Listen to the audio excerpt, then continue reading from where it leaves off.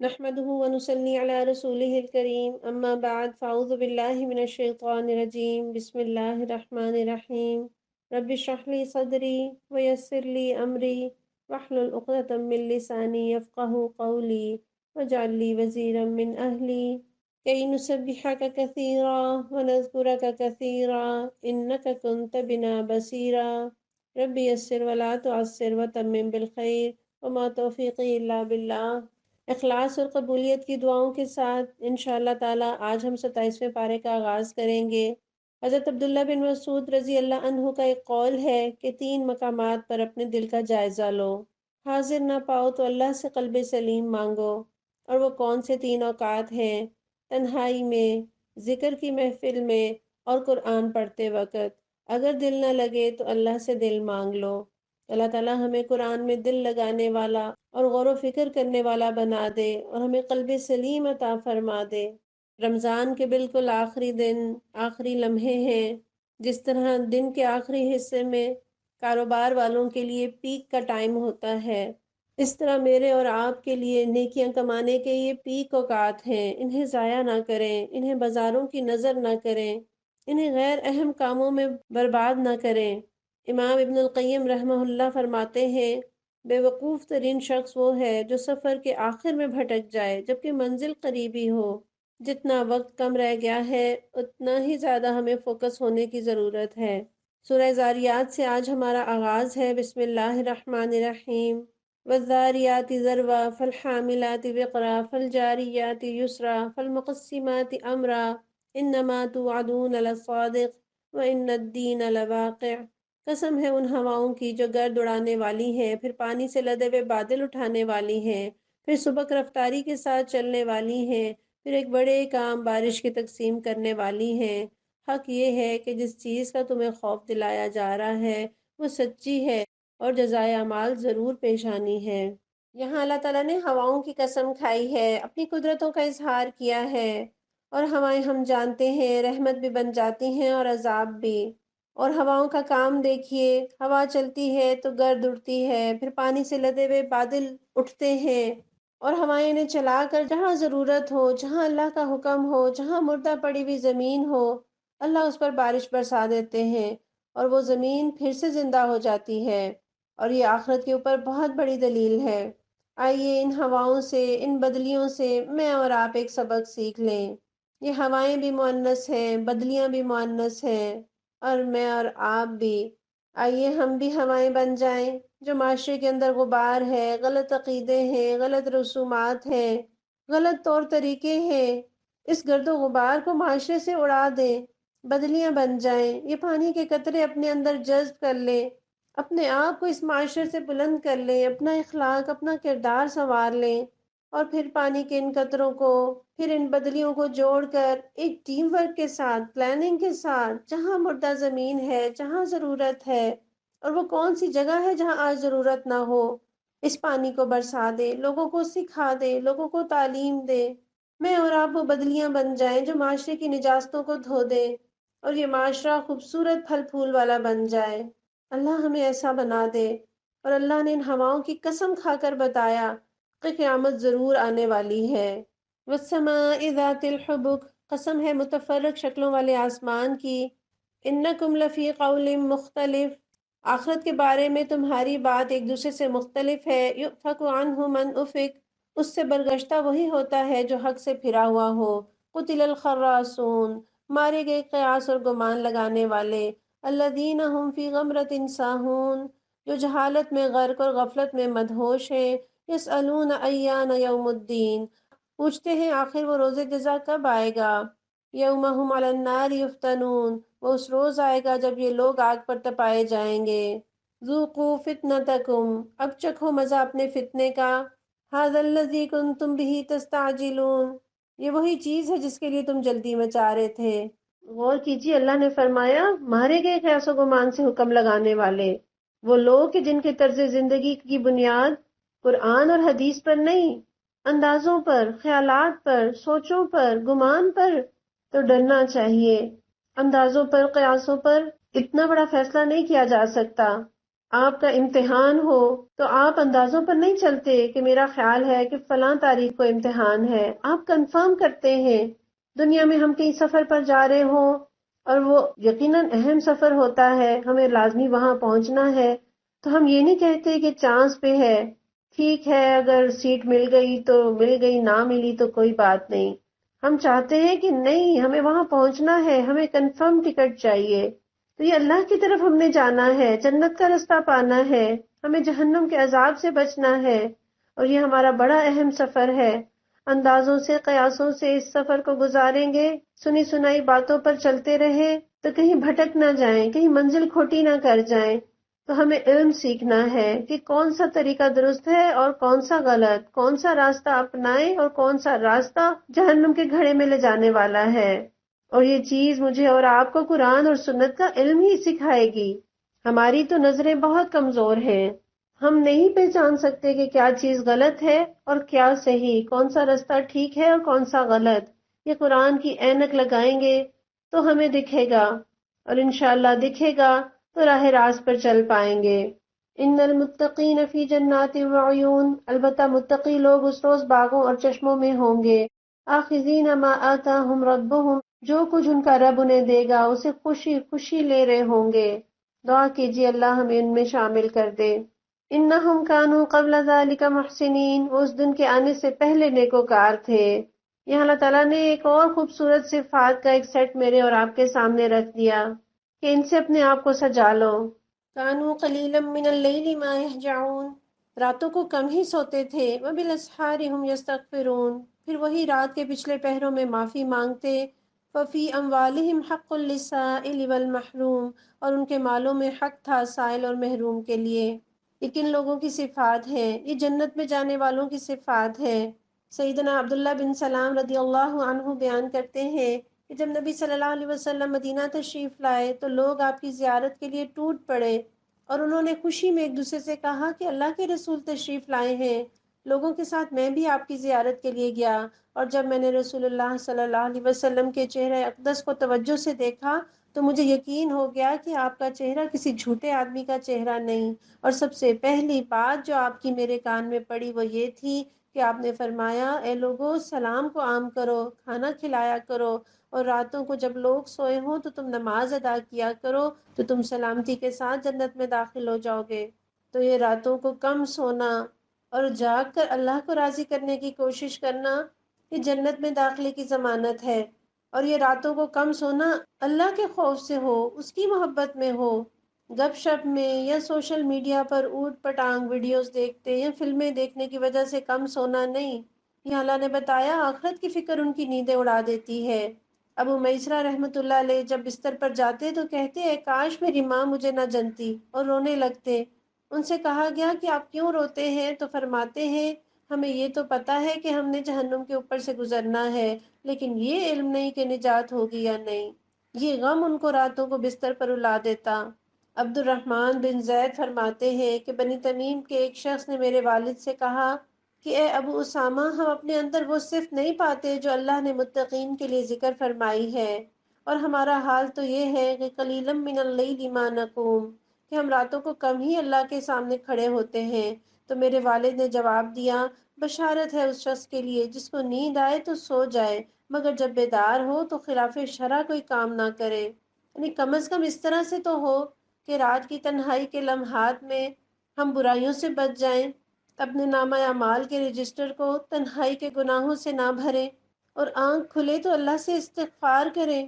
حضرت قتادہ رحمۃ اللہ علیہ فرماتے ہیں یہ قرآن ایسی کتاب ہے جو تمہاری بیماری اور تمہاری دوا دونوں ہی بتاتی ہے، اور تمہاری بیماری تمہارے گناہ ہے اور تمہاری دوا استغفار ہے۔ اور راتوں کو تو اللہ سے مانگنا، اللہ کس قدر قریب آ جاتے ہیں۔ پیارے نبی فرماتے ہیں جب آخری تہائی رات باقی رہ جاتی ہے تو اس وقت اللہ تعالیٰ ہر رات کو آسمان دنیا کی طرف اترتے ہیں اور فرماتے ہیں ہے کوئی جو مجھ سے دعا مانگنے والا کہ میں اس کی دعا قبول کروں؟ ہے کوئی مجھ سے کسی چیز کا سوال کرنے والا کہ میں وہ چیز اس سے دے دوں؟ ہے کوئی مجھ سے اپنے گناہوں کی معافی طلب کرنے والا کہ میں اسے معاف کر دوں؟ اور فجر طلوع ہونے تک اللہ تعالیٰ یہی فرماتے ہیں۔ اللہ ساری رات صدا لگاتے ہیں، ہمیں بلاتے ہیں، کوئی حاجت ہے تو بیان کرو، کوئی مانگنا ہے تو مانگ لو، پلٹنا ہے تو پلٹ آؤ، گناہ دھونے ہیں تو دھو لو۔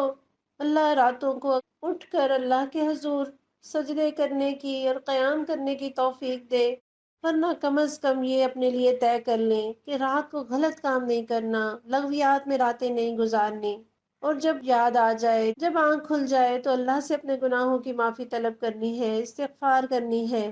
پھر جنتیوں کی ایک اور صفت کہ ان کے مالوں میں حق ہوتا ہے، یعنی وہ احسان سمجھ کر نہیں دیتے، حق سمجھ کر لوگوں کو دیتے ہیں، محتاجوں کو دیتے ہیں۔ حضرت عطا اللہ شاہ بخاری کہتے ہیں کہ مجھے پوری زندگی میں دو لوگوں کی تلاش رہی پر وہ مجھے مل نہ سکے، ایک وہ جس نے صدقہ کیا ہو اور وہ مفلس ہو گیا ہو، اور دوسرا وہ جس نے ظلم کیا ہو اور وہ اللہ کی پکڑ سے بچ گیا ہو۔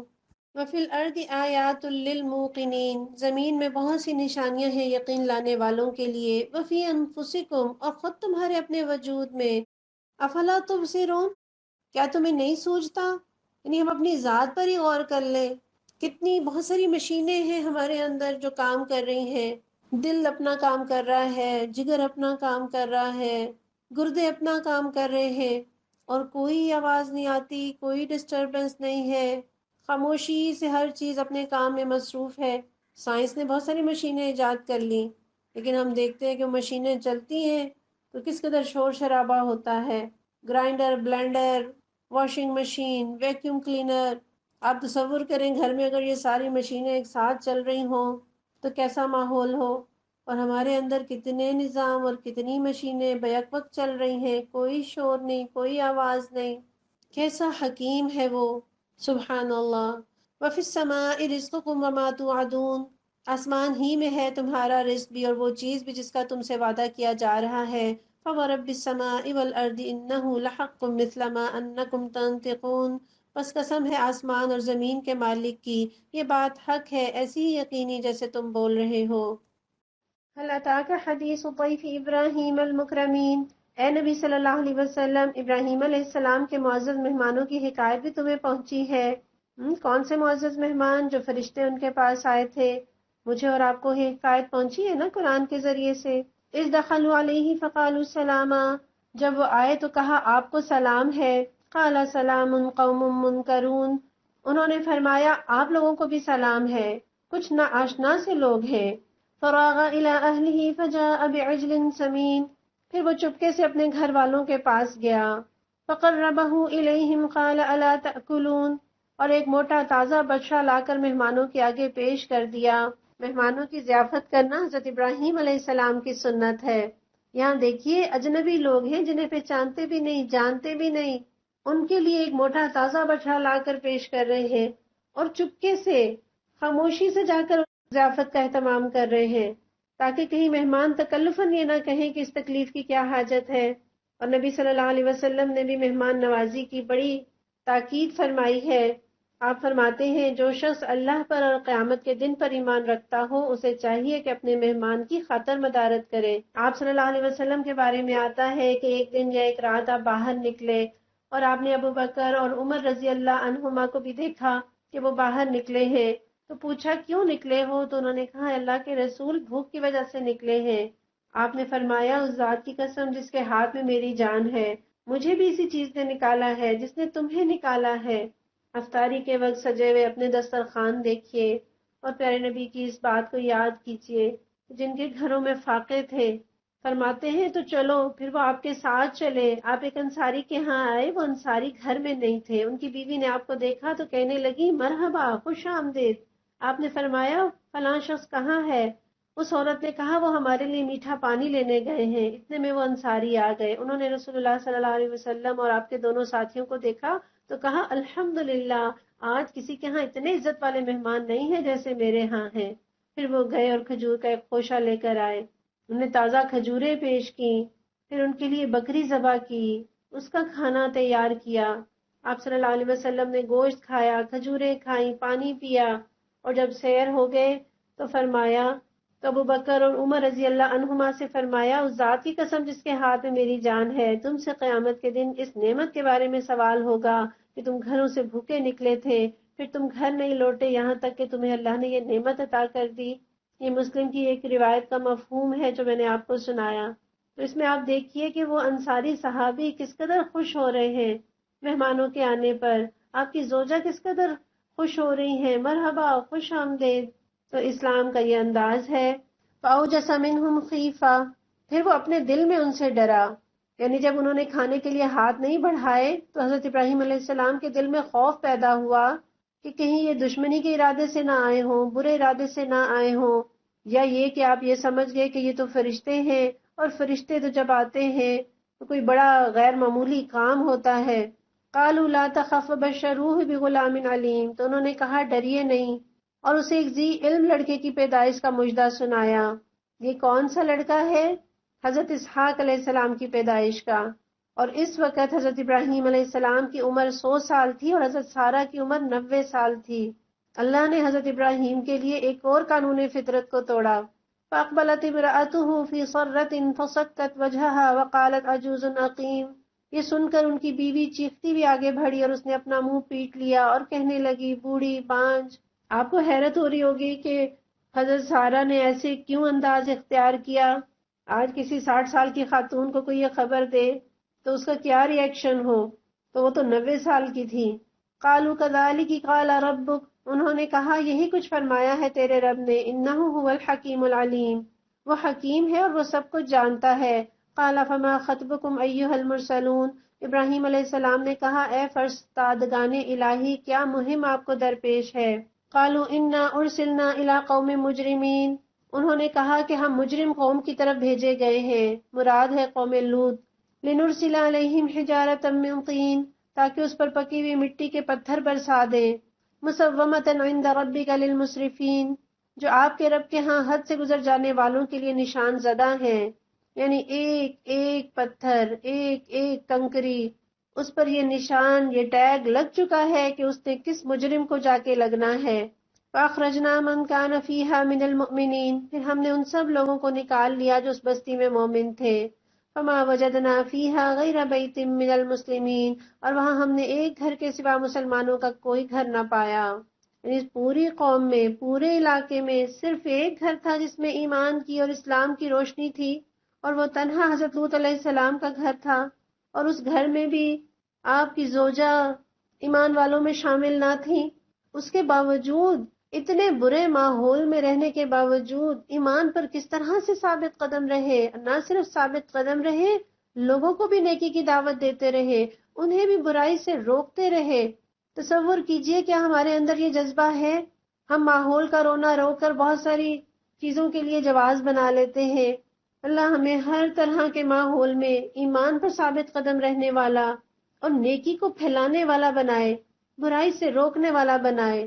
انہوں نے ڈر کر دب کر زندگی نہیں گزاری کہ میں اکیلا ہوں، میں تنہا ہوں۔ تو مسلمان نہ ڈرتے ہیں نہ دبتے ہیں، ان کے پاس حق ہے اور وہ اس حق کا برملا اظہار کرتے ہیں۔ وَتَرَكْنَا فِيهَا آيَةً لِّلَّذِينَ يَخَافُونَ الْعَذَابَ الْأَلِيمَ، اس کے بعد ہم نے وہاں بس ایک نشانی ان لوگوں کے لیے چھوڑ دی جو دردناک عذاب سے ڈرتے ہوں۔ وَفِي مُوسَىٰ إِذْ أَرْسَلْنَاهُ إِلَىٰ فِرْعَوْنَ بِسُلْطَانٍ مُّبِينٍ، اور تمہارے لیے نشانی ہے موسیٰ علیہ السلام کے قصے میں جب ہم نے انہیں صریح سند کے ساتھ فرعون کی طرف بھیجا۔ فَتَوَلَّىٰ بِرُكْنِهِ وَقَالَ سَاحِرٌ أَوْ مَجْنُونٌ، تو اپنے بل بوتے پر اکڑ گیا اور بولا یہ جادوگر ہے یا مجنون۔ فَأَخَذْنَاهُ وَجُنُودَهُ فَنَبَذْنَاهُمْ فِي الْيَمِّ وَهُوَ مُلِيمٌ، آخرکار ہم نے اسے اور اس کے لشکروں کو پکڑا اور سب کو سمندر میں پھینک دیا اور وہ ملامت زدہ ہو کر رہ گیا۔ فرعون کے پاس تو پھر اکڑنے کے لیے کوئی چیز تھی، بادشاہت تھی، سلطنت تھی، دولت تھی، لشکر تھے، حکومت تھی، ہمارے پاس اکڑنے کو کیا ہے؟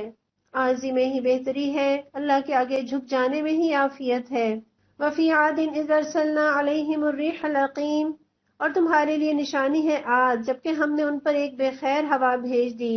مَا تَذَرُ مِن شَيْءٍ أَتَتْ عَلَيْهِ إِلَّا جَعَلَتْهُ كَالرَّمِيمِ، کہ جس چیز پر بھی وہ گزر گئی اسے بوسیدہ کر کے رکھ دیا۔ وَفِي ثَمُودَ إِذْ قِيلَ لَهُمْ تَمَتَّعُوا حَتَّىٰ حِينٍ، اور تمہارے لیے نشانی ہے سمود میں جب ان سے کہا گیا کہ ایک خاص وقت تک مزے کر لو۔ فَعَتَوْا عَنْ أَمْرِ رَبِّهِمْ، مگر اس تنبیہ پر بھی انہوں نے اپنے رب کے حکم کی سرتابی کی۔ فَأَخَذَتْهُمُ الصَّاعِقَةُ وَهُمْ يَنظُرُونَ، آخرکار ان کے دیکھتے دیکھتے ایک اچانک ٹوٹ پڑنے والے عذاب نے ان کو آ لیا۔ فَمَا اسْتَطَاعُوا مِنْ قِيَامٍ وَمَا كَانُوا مُنتَصِرِينَ، پھر نہ ان میں اٹھنے کی سکت تھی اور نہ وہ اپنا بچاؤ ہی کر سکتے تھے۔ وقوم نوح من قبل انہم کانوا قوما فاسقین، اور ان سب سے پہلے ہم نے نوح علیہ السلام کی قوم کو ہلاک کیا کیونکہ وہ فاسق لوگ تھے۔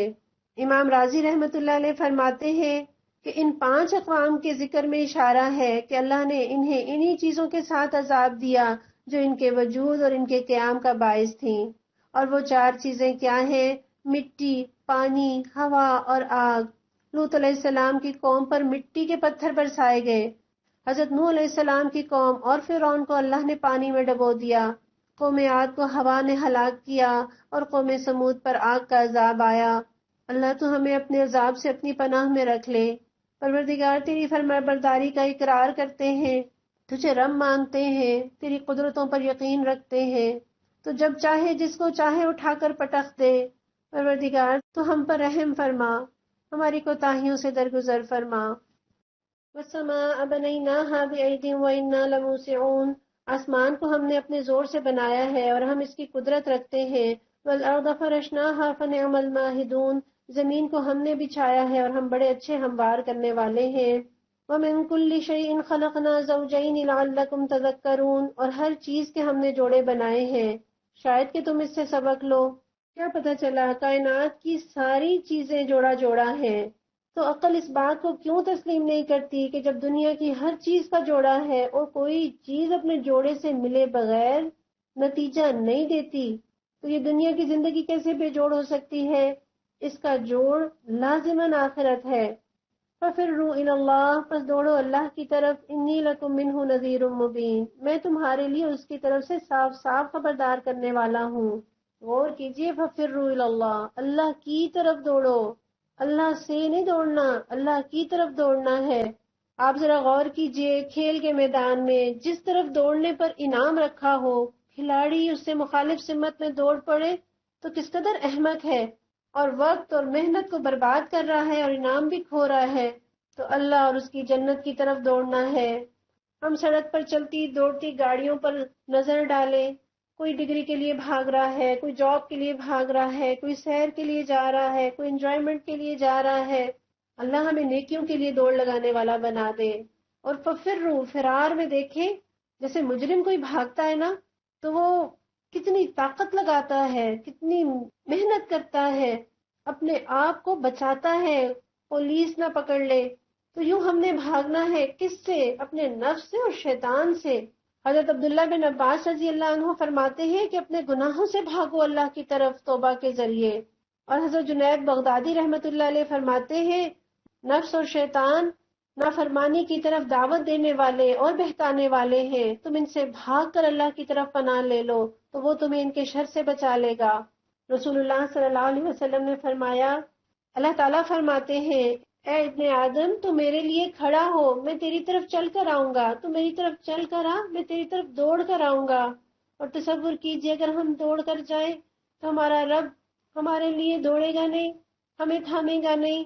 وَلَا تَجْعَلُوا مَعَ اللَّهِ إِلَٰهًا آخَرَ، اور نہ بناؤ اللہ کے ساتھ کوئی دوسرا معبود۔ انی لکم منہ نذیر مبین، میں تمہارے لیے اس کی طرف سے صاف صاف خبردار کرنے والا ہوں۔ كَذَلِكَ مَا أَتَى الَّذِينَ مِن قَبْلِهِم مِّن رَّسُولٍ إِلَّا قَالُوا سَاحِرٌ أَوْ مَجْنُونٌ، یوں ہی ہوتا رہا ہے، ان سے پہلے کی قوموں کے پاس بھی کوئی رسول ایسا نہیں آیا جسے انہوں نے یہ نہ کہا ہو کہ یہ ساحر ہے یا مجنون۔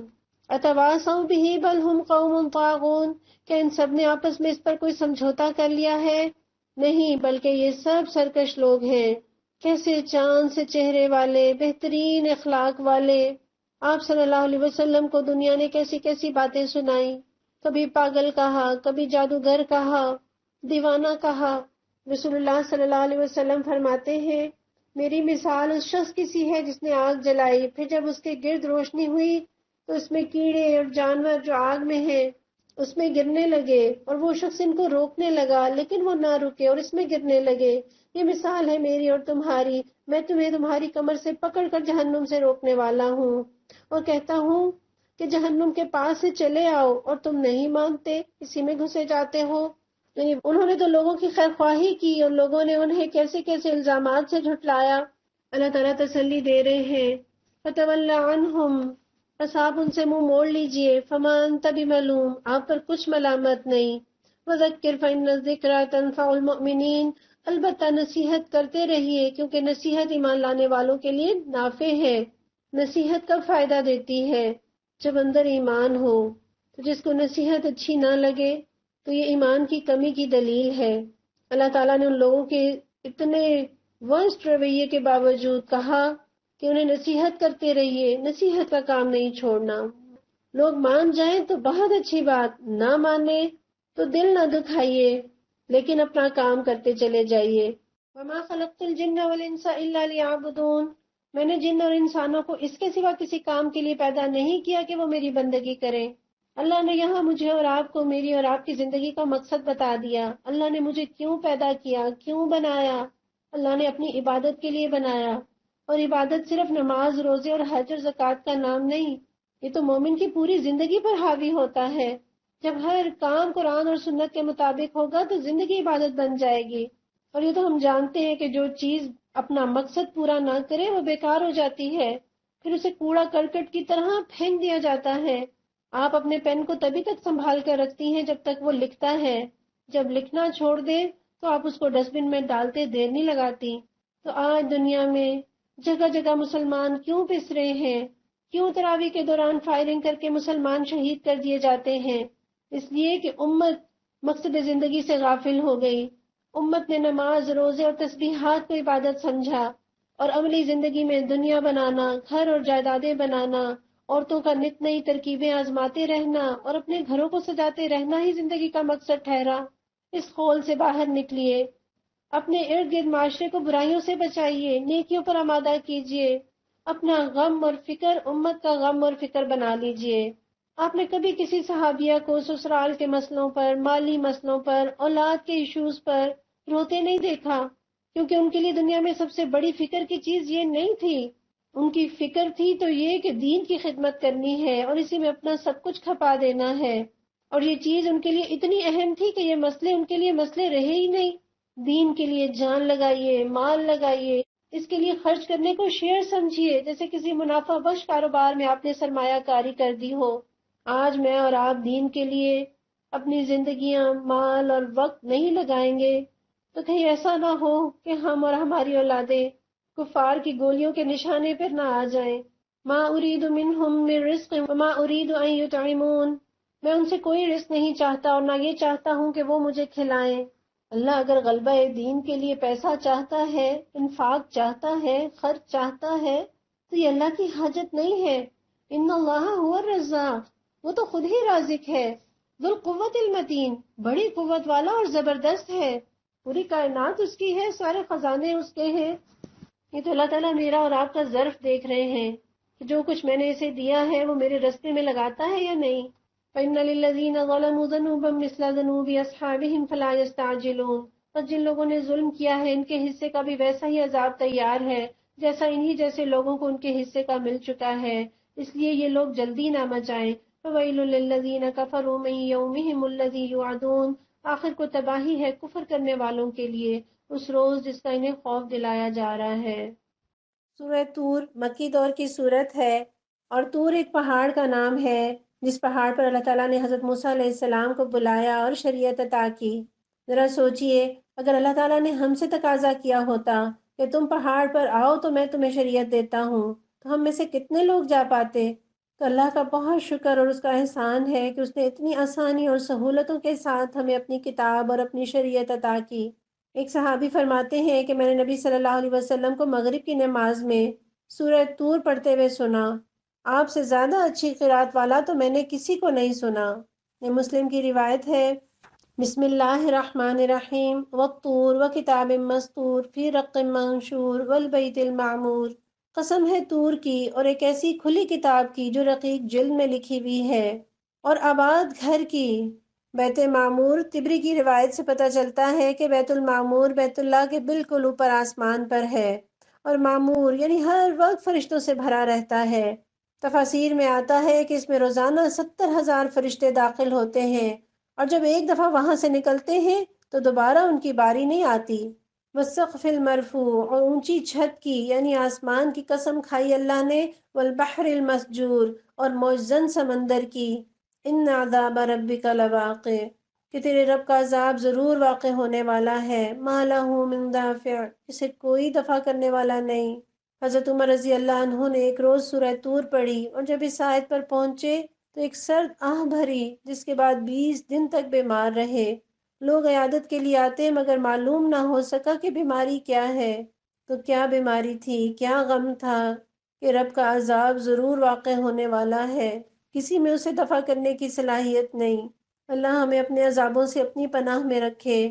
یوم تمور السماء مورا، وہ اس روز واقع ہوگا جب آسمان بری طرح ڈگمگائے گا۔ وتسیر الجبال سیرا، اور پہاڑ اڑے اڑے پھریں گے۔ اتنے مضبوط بلند و بالا پہاڑ، ماؤنٹ ایوریسٹ اور کیٹو جیسے پہاڑ دھول بن کر اڑ رہے ہوں گے تو انسان کا کیا حال ہوگا، کیسی دہشت، کیسی وحشت ہوگی۔ مگر یہ دہشت اور وحشت کس کے لیے؟ فویل یومئذ للمکذبین، تباہی ہے اس روز ان جھٹلانے والوں کے لیے، الذین هم فی خوض یلعبون، جو آج کھیل کے طور پر اپنی حجت بازیوں میں لگے ہوئے ہیں۔ یوم یدعون الی نار جہنم دعا، جس دن انہیں دھکے مار مار کر نار جہنم کی طرف لے چلا جائے گا۔ هذه النار التي كنتم بها تكذبون، اس وقت ان سے کہا جائے گا کہ یہ وہی آگ ہے جسے تم جھٹلایا کرتے تھے۔ افسحر هذا ام انتم لا تبصرون، اب بتاؤ یہ جادو ہے یا تمہیں سوجھ نہیں رہا۔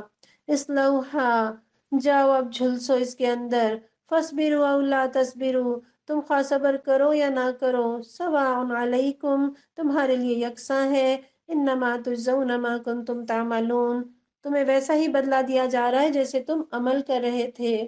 کیا پتہ چلا کہ ہمیں عمل کا بدلہ ملنا ہے۔ جیسے ایک طالب علم اپنے پیپر میں جو جملہ بھی لکھتا ہے یا اس سے نمبر ملیں گے یا کٹیں گے۔ ان المتقین فی جنات و نعیم، متقی لوگ وہاں باغوں اور نعمتوں میں ہوں گے۔ فاکہین بما آتاہم ربہم، لطف لے رہے ہوں گے ان چیزوں سے جو ان کا رب انہیں دے گا۔ ووقاہم ربہم عذاب الجحیم، اور ان کا رب انہیں دوزخ کے عذاب سے بچا لے گا۔ جنت کی نعمتوں کے تذکرے کے بعد اللہ نے بتا دیا کہ سب سے بڑی نعمت جنتیوں کے لیے کیا ہے، کہ اللہ نے انہیں دوزخ میں جھلسے جانے سے بچا لیا۔ اور حقیقت یہ ہے، آدمی کا دوزخ سے بچ جانا اور جنت میں چلے جانا یہ محض اللہ کا فضل و کرم ہے، ورنہ تو انسان کی ایسی ایسی کوتاہیاں ہیں، ہمارے اندر ایسی ایسی خامیاں ہیں کہ اگر اللہ درگزر کا معاملہ نہ کرے تو جنت میں جا نہیں سکتے، اور اگر محاسبے پر اتر آئے تو کوئی چھوٹ نہ سکے۔ تو جنت میں داخل ہونا جتنی بڑی اللہ کی نعمت ہے، اس سے کچھ کم نعمت یہ نہیں کہ اللہ نے اس آدمی کو دوزخ سے بچا لیا۔ کلوا واشربوا ہنیئا بما کنتم تعملون، ان سے کہا جائے گا کھاؤ اور پیو مزے سے اپنے ان اعمال کے صلے میں جو تم کرتے رہے۔ اللہ ہمیں عمل کرنے والا بنا دے۔ کیا پتہ چلا جنت دعاؤں سے نہیں ملتی، خواہشوں اور تمناؤں سے نہیں ملتی، عمل سے ملتی ہے۔ اور دعائیں کب قبول ہوتی ہیں؟ جب دعائیں اور کوششیں ایک ڈائریکشن میں ہوں۔ جس چیز کی آپ دعا کر رہے ہیں، جس چیز کی تمنا رکھتے ہیں، اسی کے لیے محنت اور کوشش کریں تو انشاءاللہ وہ دعائیں بھی اللہ کے فضل سے قبول ہوتی ہیں۔ اور جنت تو اللہ کے فضل کے بغیر مل نہیں سکتی۔ پیارے نبی نے فرمایا کسی شخص کو محض اس کا عمل جنت میں نہیں لے جائے گا۔ صحابہ نے عرض کی یا رسول اللہ کیا آپ کے بھی نہیں؟ آپ نے فرمایا میرے اعمال بھی مجھے جنت میں نہیں لے جائیں گے الا یہ کہ اللہ کا فضل اور اس کی مہربانی مجھے ڈھانپ لے۔ نبی صلی اللہ علیہ وسلم اللہ کے فضل کی امید رکھتے ہیں، اپنے اعمال پہ تکیہ نہیں کرتے، لیکن اعمال بھی نہیں چھوڑتے۔ تو مجھے اور آپ کو یہی سیکھنا ہے کہ نیکیاں کرتے جانا ہے اور رب سے دعائیں مانگتے جانا ہے کہ پروردگار ہمارے ان اعمال کو قبول فرما کر ہمیں جنت کے قابل کر دے۔ متکئین علی سرر مصفوفہ، وہ آمنے سامنے بچھے ہوئے تختوں پر تکیے لگائے بیٹھے ہوں گے۔ وزوجناہم بحور عین، اور ہم خوبصورت آنکھوں والی حوریں ان سے بیاہ دیں گے۔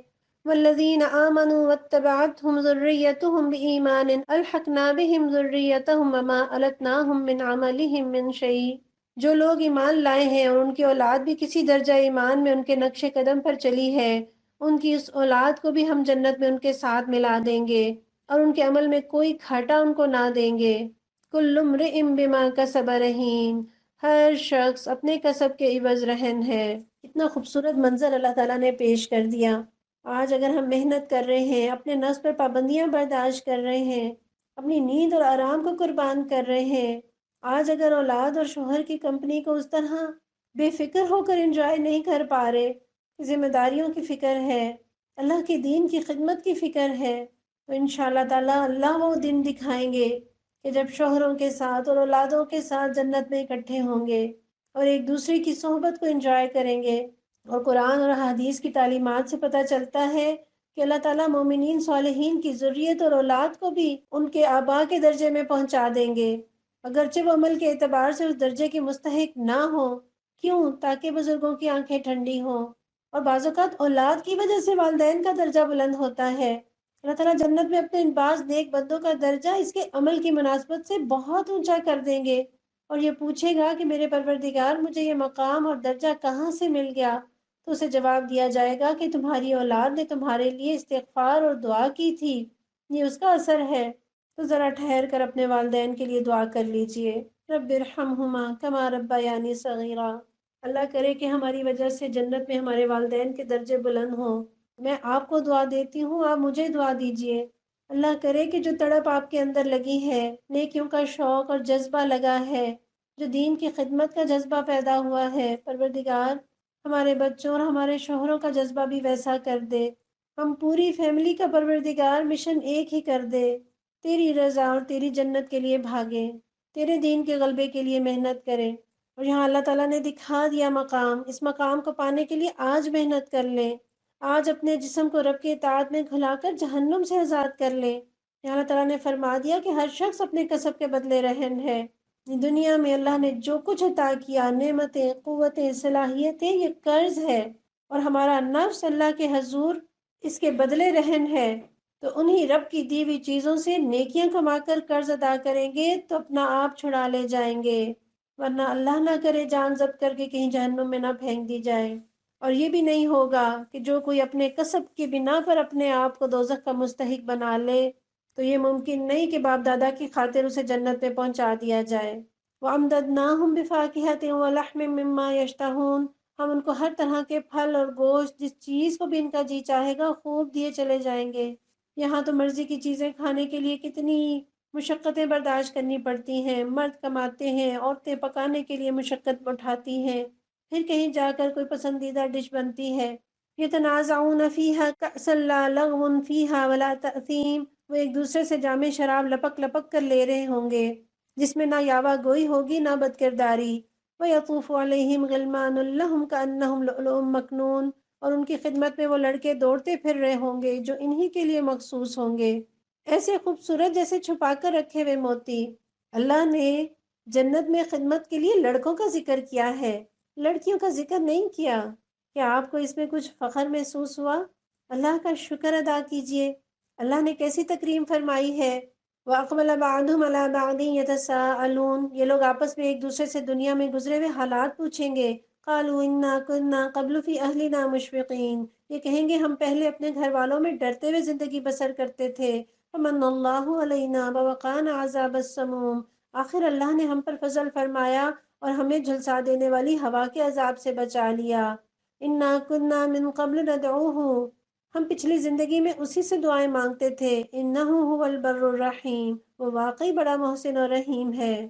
مجھے آخرت میں عامر وہی عمر کام آئی، جو کہہ رہی تھی دنیا غم عشق میں گوائی۔ یہاں اللہ تعالیٰ نے پہلے جنت کی ایکٹیویٹیز دکھا کر ہمیں شوق دلایا، پھر جنتیوں کی گفتگو بھی اللہ تعالیٰ سنوا رہے ہیں۔ اس میں بھی میرے اور آپ کے لیے رہنمائی ہے۔ وہ لوگ اس دنیا میں رہے، گھر والوں کے ساتھ رہے، ذمہ داریاں نبھائیں، مگر کس طرح سے رہے؟ اللہ سے ڈرتے ہوئے زندگی بسر کرتے رہے۔ اور آدمی دنیا میں سب سے زیادہ جن کی وجہ سے گناہوں میں مبتلا ہوتا ہے، حرام میں مبتلا ہوتا ہے، وہ اپنے بال بچوں کو عیش کرانے اور ان کی دنیا بنانے کی فکر ہے۔ لیکن مومن کا رویہ کیا ہے؟ اسے فکر ہوتی ہے کہ آخرت برباد نہ ہو جائے۔ وہ اپنے لیے بھی یہ فکر کرتا ہے اور اپنی اولاد کے لیے بھی یہ فکر کرتا ہے کہ کہیں ایسے رستے پہ نہ ڈال جاؤں جو انہیں اللہ کے عذاب کا مستحق بنا دے۔ پھر جنتی بتا رہے ہیں کہ ہم اپنی دنیا کی زندگی میں اسی سے دعائیں مانگتے تھے۔ ہم درباروں پر جا کر مزاروں سے غیر اللہ سے نہیں مانگتے تھے، پروردگار ہی سے مانگتے تھے۔ اور پھر اللہ کا شکر کہ یہ اللہ نے فضل فرمایا اور ہمیں جہنم کے عذاب سے بچا لیا۔ فَذَكِّرْ فَمَا أَنْتَ بِنِعْمَةِ رَبِّكَ بِكَاهِنٍ وَلَا مَجْنُونٍ۔ بس اے نبی صلی اللہ علیہ وسلم آپ نصیحت کیے جائیں اپنے رب کے فضل سے، نہ آپ کاہن ہیں نہ مجنون، دنیا جو مرضی کہتی رہے، نہ ڈریے نہ دبیے نہ غمزدہ ہوئیے، اللہ جانتا ہے کہ آپ حق پر ہیں۔ ام یقولون شاعر نتربص به ریب المنون، کیا یہ لوگ کہتے ہیں کہ یہ شخص شاعر ہے جس کے حق میں ہم گردش ایام کا انتظار کر رہے ہیں، یعنی کوئی آفت خدا نہ خواستہ اس کے اوپر آئے اور کسی طرح ہمارا اس سے پیچھا چھوٹ جائے۔ قل تربصوا فإني معكم من المتربصين، ان سے کہیے اچھا انتظار کرو، میں بھی تمہارے ساتھ انتظار کرتا ہوں۔ ام تأمرهم احلامهم بهذا ام هم قوم طاغون، کیا ان کی عقلیں انہیں ایسی ہی باتیں کرنے کے لیے کہتی ہے، یا در حقیقت یہ عناد میں حد سے گزرے ہوئے لوگ ہیں۔ ام یقولون تقولہ بل لا یؤمنون، کیا یہ کہتے ہیں اس شخص نے یہ قرآن خود گھڑ لیا ہے، اصل بات یہ ہے کہ یہ ایمان نہیں لانا چاہتے۔ فَلْيَأْتُوا بِحَدِيثٍ مِثْلِهِ إِن كَانُوا صَادِقِينَ، اگر یہ اپنے اس قول میں سچے ہیں تو اسی شان کا ایک کلام بنا لائیں۔ کتنی شان ہے اس کلام کی، کتنا پیارا یہ کلام ہے، زندہ کلام، میرے اور آپ کے مسئلوں کا حل بتاتا ہے۔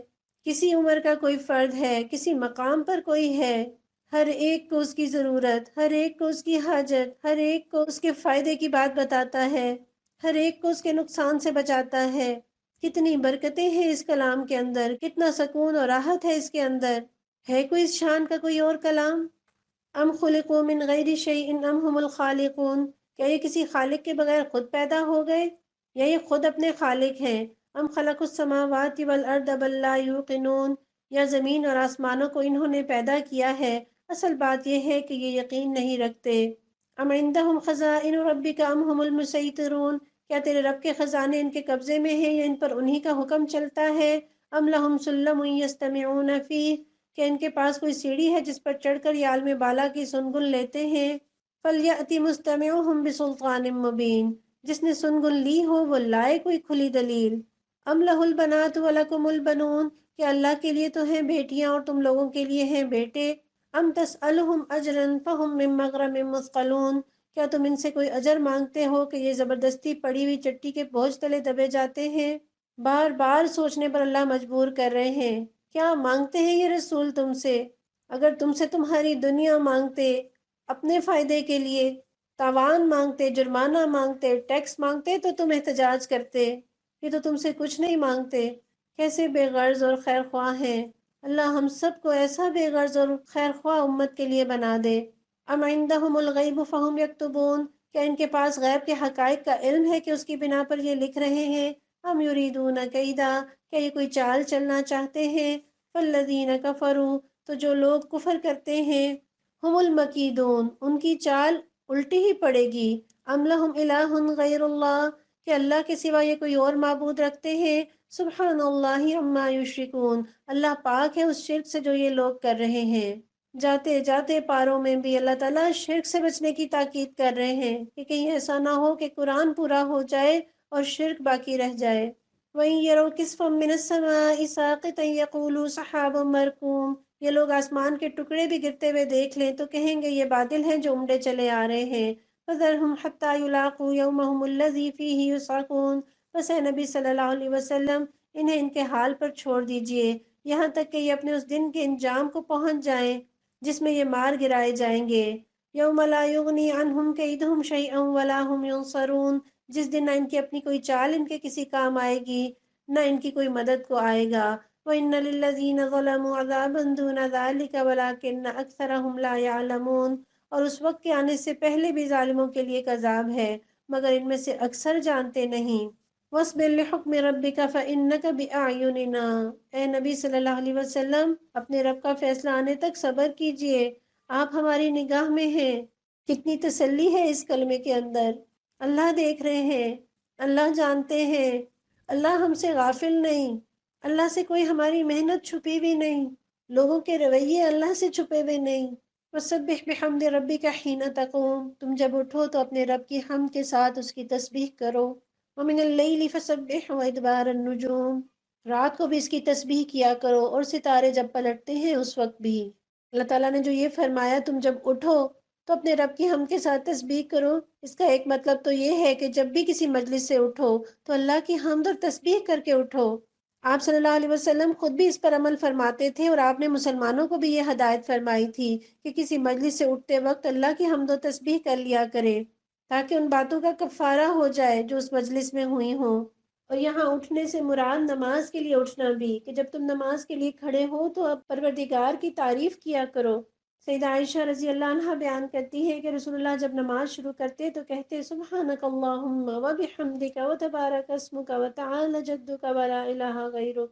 پھر اس کا ایک معنی یہ بھی ہے کہ جب آپ نیند سے اپنے بستر سے اٹھیں تو بھی اللہ کی حمد و ثنا کریں۔ آپ صلی اللہ علیہ وسلم فرماتے ہیں جو شخص رات کو بیدار ہوا اور اس نے یہ کلمات پڑھے، لا الہ الا اللہ وحدہ لا شریک لہ، لہ الملک و لہ الحمد وہو علی کل شیء قدیر، سبحان اللہ والحمد للہ ولا الہ الا اللہ واللہ اکبر ولا حول ولا قوۃ الا باللہ۔ اور پھر یہ دعا پڑھے، رب اغفر لی، اے میرے پروردگار مجھے بخش دے۔ یا آپ نے فرمایا پھر کوئی دعا کرے تو اللہ تعالیٰ اس کی دعا کو قبول فرما لیتے ہیں۔ اور یہاں رات کی تسبیح سے مراد رات کی نماز ہے، اور ستاروں کے پلٹنے کے وقت کی تسبیح سے مراد فجر کی 2 سنتیں ہیں۔ اور پیارے نبی صلی اللہ علیہ وسلم نوافل میں سب سے زیادہ حفاظت انہی 2 رکعتوں کی فرماتے تھے۔ رسول اللہ صلی اللہ علیہ وسلم نے فرمایا صبح کے فرضوں سے پہلے کی یہ 2 سنتیں ساری دنیا اور جو کچھ اس میں ہے اس سب سے بہتر ہے۔ سورہ نجم مکی دور کی صورت ہے، اور روایات سے پتہ چلتا ہے کہ یہ قرآن کی وہ پہلی صورت ہے جسے رسول اللہ صلی اللہ علیہ وسلم نے قریش کے ایک مجمع عام میں حرم میں سنایا، اور اس وقت مجمع میں مومن بھی موجود تھے اور کافر بھی، اور آخر میں جب آپ نے آیتی سجدہ پڑھ کر سجدہ فرمایا تو تمام حاضرین آپ کے ساتھ سجدے میں گر گئے، اور مشرکین کے وہ بڑے بڑے سردار جو مخالفت میں پیش تھے سجدہ کیے بغیر نہ رہ سکے۔ حضرت عبداللہ بن مسعود رضی اللہ عنہ بیان کرتے ہیں کہ میں نے کفار میں سے صرف ایک شخص امیہ بن خلف کو دیکھا کہ اس نے سجدہ کرنے کی بجائے کچھ مٹی اٹھا کر اپنی پیشانی سے لگا لی اور کہا میرے لیے بس یہی کافی ہے، اور فرماتے ہیں بعد میں میری آنکھوں نے دیکھا کہ وہ کفر کی حالت میں قتل ہوا۔ گویا اس کلام کی شدت تاثیر کا یہ حال تھا کہ جب آپ نے اسے سنانا شروع کیا تو مخالفین کو اس پر شور مچانے کا ہوش ہی نہ رہا، اور اس کے خاتمے پر جب آپ نے سجدہ فرمایا تو وہ بھی سجدے میں گر گئے۔ بسم اللہ الرحمن الرحیم، والنجم اذا ہوا ما ضل صاحبکم وما غوا، قسم ہے تارے کی جب کہ وہ غروب ہوا، تمہارا رفیق نہ بھٹکا ہے نہ بہکا ہے۔ اللہ نے تارے کی قسم کھائی ہے، جس طرح تارے آسمان کی زینت ہے اسی طرح اس دنیا کی زینت اللہ کا کلام ہے، اللہ کی وحی ہے۔ اور اگر اللہ تعالیٰ انبیاء کے ذریعے زمین کو یہ علم عطا نہ فرماتے تو زمین کی تاریکی اندھیری رات سے بھی بڑھ جاتی، اور جس طرح تارے اندھیری رات میں سمتیں اور راستے معلوم کرنے کے لیے استعمال کیے جاتے ہیں، اسی طرح رسول اللہ صلی اللہ علیہ وسلم سے اللہ کے راستے کی طرف ہدایت اور رہنمائی ملتی ہے۔ تارے ٹوٹتے بھی ہیں، پروردگار خدا کرے کہ ایسا ہو کہ ہمارا دل ٹوٹ ٹوٹ کر تجھے چاہے۔ وما ينطق عن الهوى، وہ اپنی خواہش نفس سے نہیں بولتا، ان هو الا وحی یوحی، یہ تو ایک وحی ہے جو اس پر نازل کی جاتی ہے۔ ہم تو اپنی مرضی سے بولتے ہیں، لیکن اللہ کے نبی صلی اللہ علیہ وسلم اپنی خواہش نفس سے نہیں بولا کرتے تھے، انہوں نے جو بولا وہی بولا جو اللہ تعالیٰ نے انہیں عطا کیا۔ سیدنا عبداللہ بن عمرو رضی اللہ عنہ بیان کرتے ہیں کہ میں رسول اللہ صلی اللہ علیہ وسلم سے جو کچھ سنتا تھا اسے حفظ کرنے کی غرض سے لکھ لیا کرتا، تو بعض نے مجھے روکا کہ تم جو کچھ بھی سنتے ہو اسے لکھ لیتے ہو، حالانکہ رسول اللہ صلی اللہ علیہ وسلم بھی ایک انسان ہے، وہ غصے اور خوشی دونوں حالتوں میں گفتگو کرتے ہیں، چنانچہ اس پر میں لکھنے سے رک گیا۔ پھر بعد میں نے اس کا ذکر آپ سے کیا تو آپ نے اپنے منہ کی طرف اشارہ کرتے ہوئے فرمایا لکھا کرو، اس ذات کی قسم جس کے ہاتھ میں میری جان ہے، میری زبان سے سوائے حق کے اور کوئی کلمہ نہیں نکلتا۔ تو کیا پتہ چلا، قرآن تو اللہ کی وحی ہے ہی، احادیث اور سنتیں بھی اللہ ہی کی وحی ہیں۔ احادیث کو ٹھکرا دینا گویا اللہ کی وحی کو ٹھکرانا ہے، معاذ اللہ۔ علمہ شدید القوا، اسے ایک زبردست قوت والے نے تعلیم دی ہے، ذو مرت فاستوی، جو بڑا صاحب حکمت ہے، وہ سامنے آ کھڑا ہوا، وَهُوَ بِالْأُفُقِ الْأَعْلَى، اور وہ بلائی افق پر تھا، ثم دنا فتدلی، پھر قریب آیا اور اوپر معلق ہو گیا، فَكَانَ قَابَ قَوْسَيْنِ أَوْ أَدْنَىٰ، یہاں تک کہ 2 کمانوں کے برابر یا اس سے کچھ کم فاصلہ رہ گیا، فَأَوْحَىٰ إِلَىٰ عَبْدِهِ مَا أَوْحَىٰ، تب اس نے اللہ کے بندے کو وحی پہنچائی جو وحی بھی اسے پہنچانی تھی۔ یہ آپ کو کیا دکھائی دیا؟ بہت ساری احادیث اس بات کی گواہ ہیں کہ نبی صلی اللہ علیہ وسلم نے حضرت جبرائیل علیہ السلام زبردست قوتوں والے فرشتے کو اپنی اصلی حالت میں دیکھا، اور ایسا نہیں ہے کہ یہ کوئی نظر کا دھوکہ ہو، خواب ہو یا کوئی خیال ہو۔ بعض اوقات ہمیں ایسا دھوکہ محسوس ہوتا ہے کہ کوئی چیز ہماری نظروں کے سامنے ہوتی ہے لیکن وہ نظر نہیں آ رہی ہوتی، یا ہم ایک چیز تصور کر رہے ہوتے ہیں کہ وہ ہوگی مگر وہ ہوتی نہیں۔ تو یہاں اللہ تعالیٰ کیا فرما رہے ہیں؟ ماں کذب الفؤاد ما رأى، نظر نے جو کچھ دیکھا دل نے اس میں جھوٹ نہ ملایا۔ افتمارونہ علی ما یری، اب کیا تم اس چیز پر اس سے جھگڑتے ہو جسے وہ آنکھوں سے دیکھتا ہے؟ وَلَقَدْ رَآهُ نَزْلَةً أُخْرَى، اور ایک مرتبہ پھر اس نے اسے دیکھا، عند سدرۃ المنتہی، سدرۃ المنتہا کے پاس، عندہا جنت المأوی، جہاں پاس ہی جنت المأوی ہے۔ بخاری کی روایت میں ہے نبی صلی اللہ علیہ وسلم فرماتے ہیں پھر مجھے سدرۃ المنتہا تک پہنچایا گیا اور اسے ایسے رنگوں نے ڈھانپا ہوا تھا کہ میں نہیں جانتا کہ وہ کیا تھے۔ پھر مجھے جنت میں داخل کیا گیا تو کیا دیکھتا ہوں کہ اس میں موتیوں کی لڑیاں ہیں اور اس کی مٹی کستوری کی ہے۔ سبحان اللہ۔ اور مسند احمد کی روایت میں ہے عبداللہ بن مسعود رضی اللہ عنہ اسی آیت 13 اور 14 کی تفسیر کرتے ہوئے بیان فرماتے ہیں کہ رسول اللہ صلی اللہ علیہ وسلم نے فرمایا میں نے جبرائیل علیہ السلام کو دیکھا، ان کے 600 بازو تھے اور ان کے پروں سے حیران کن رنگا رنگ موتی اور یاقوت جھڑ رہے تھے۔ کیسی شان کے ہیں اللہ کے فرشتے، سبحان اللہ۔ اور یہاں سدرۃ المنتہا کا ذکر ہے، یہ ایک عظیم درخت ہے، اور ایک صحیح روایت کے مطابق یہ درخت چھٹے آسمان پر ہے، اللہ عالم۔ اور یہ نام اسے اس لیے دیا گیا کہ زمین سے جو کچھ اوپر چڑھتا ہے اس کی انتہا یہی درخت ہے، اس سے آگے کیا ہے کسی کو کچھ معلوم نہیں۔ گویا یہ بیری کا درخت وہ جگہ ہے جہاں مخلوقات کے علم، شہداء کی روحیں، زمین سے اوپر چڑھنے والے اعمال جمع ہوتے ہیں۔ سیدنا عبداللہ بن مسعود رضی اللہ عنہ بیان کرتے ہیں معراج والی رات رسول اللہ صلی اللہ علیہ وسلم سدرۃ المنتہا تک پہنچے جو چھٹے آسمان پر ہے۔ زمین سے جو چیزیں اوپر چڑھتی ہیں وہ یہیں تک چڑھتی ہیں، پھر یہیں سے اٹھائی جاتی ہیں۔ اس طرح جو چیزیں نازل ہوتی ہیں وہ یہیں تک پہنچتی ہیں اور پھر یہاں سے اٹھائی جاتی ہیں۔ اس وقت اس درخت پر سونے کی ٹڈیاں لدی ہوئی تھیں۔ رسول اللہ صلی اللہ علیہ وسلم کو وہاں سے 3 چیزیں عطا فرمائی گئیں، 5 وقت کی نماز، سورہ بقرہ کی آخری 2 آیتیں، اور آپ کی امت میں سے جو مشرک نہ ہو اس کے گناہوں کی بخشش۔ سبحان اللہ۔ اور یہاں آیتوں سے پتہ چلا کہ اس درخت کے پاس ہی جنت ہے، اور یہاں حضور صلی اللہ علیہ وسلم کا انداز دیکھیے، کتنی خوبصورت جگہ پر لے جائے گئے، کیسے رنگ و نور کی جگہ ہے، چمک دمک، لیکن آنکھیں خیرہ نہیں ہوئیں، ادب کے ساتھ حاضر ہیں، جو دکھایا جا رہا ہے وہی دیکھ رہے ہیں، ذرا بھی دوسری طرف توجہ نہیں کرتے۔ یکشا سدرۃ ما یکشا، اس وقت سدرا پر چھا رہا تھا جو کچھ کے چھا رہا تھا۔ ما زاغ البصر وما طغى، نگاہ نہ چندھیائی نہ حد سے متجاوز ہوئی۔ لقد رأى من آیات ربه الکبریٰ، اور اس نے اپنے رب کی بڑی بڑی نشانیاں دیکھیں۔ پیارے نبی صلی اللہ علیہ وسلم کا تحمل دیکھیے، آپ کی یکسوئی دیکھیے، آپ کا ضبط دیکھیے۔ آپ نے تماشائی کی طرح ہر طرف نگاہیں دوڑانی نہ شروع کر دیں۔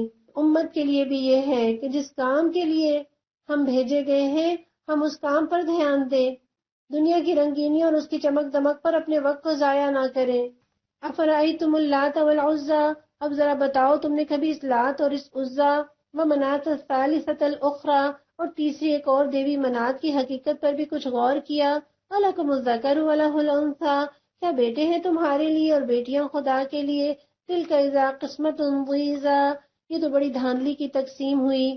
ان ہی الا اسماء سمیتموها انتم وآباؤکم ما انزل اللہ بها من سلطان، دراصل یہ کچھ نہیں مگر بس چند نام جو تم نے اور تمہارے باپ دادا نے رکھ لیے ہیں، اللہ نے ان کے لیے کوئی سند نازل نہیں کی۔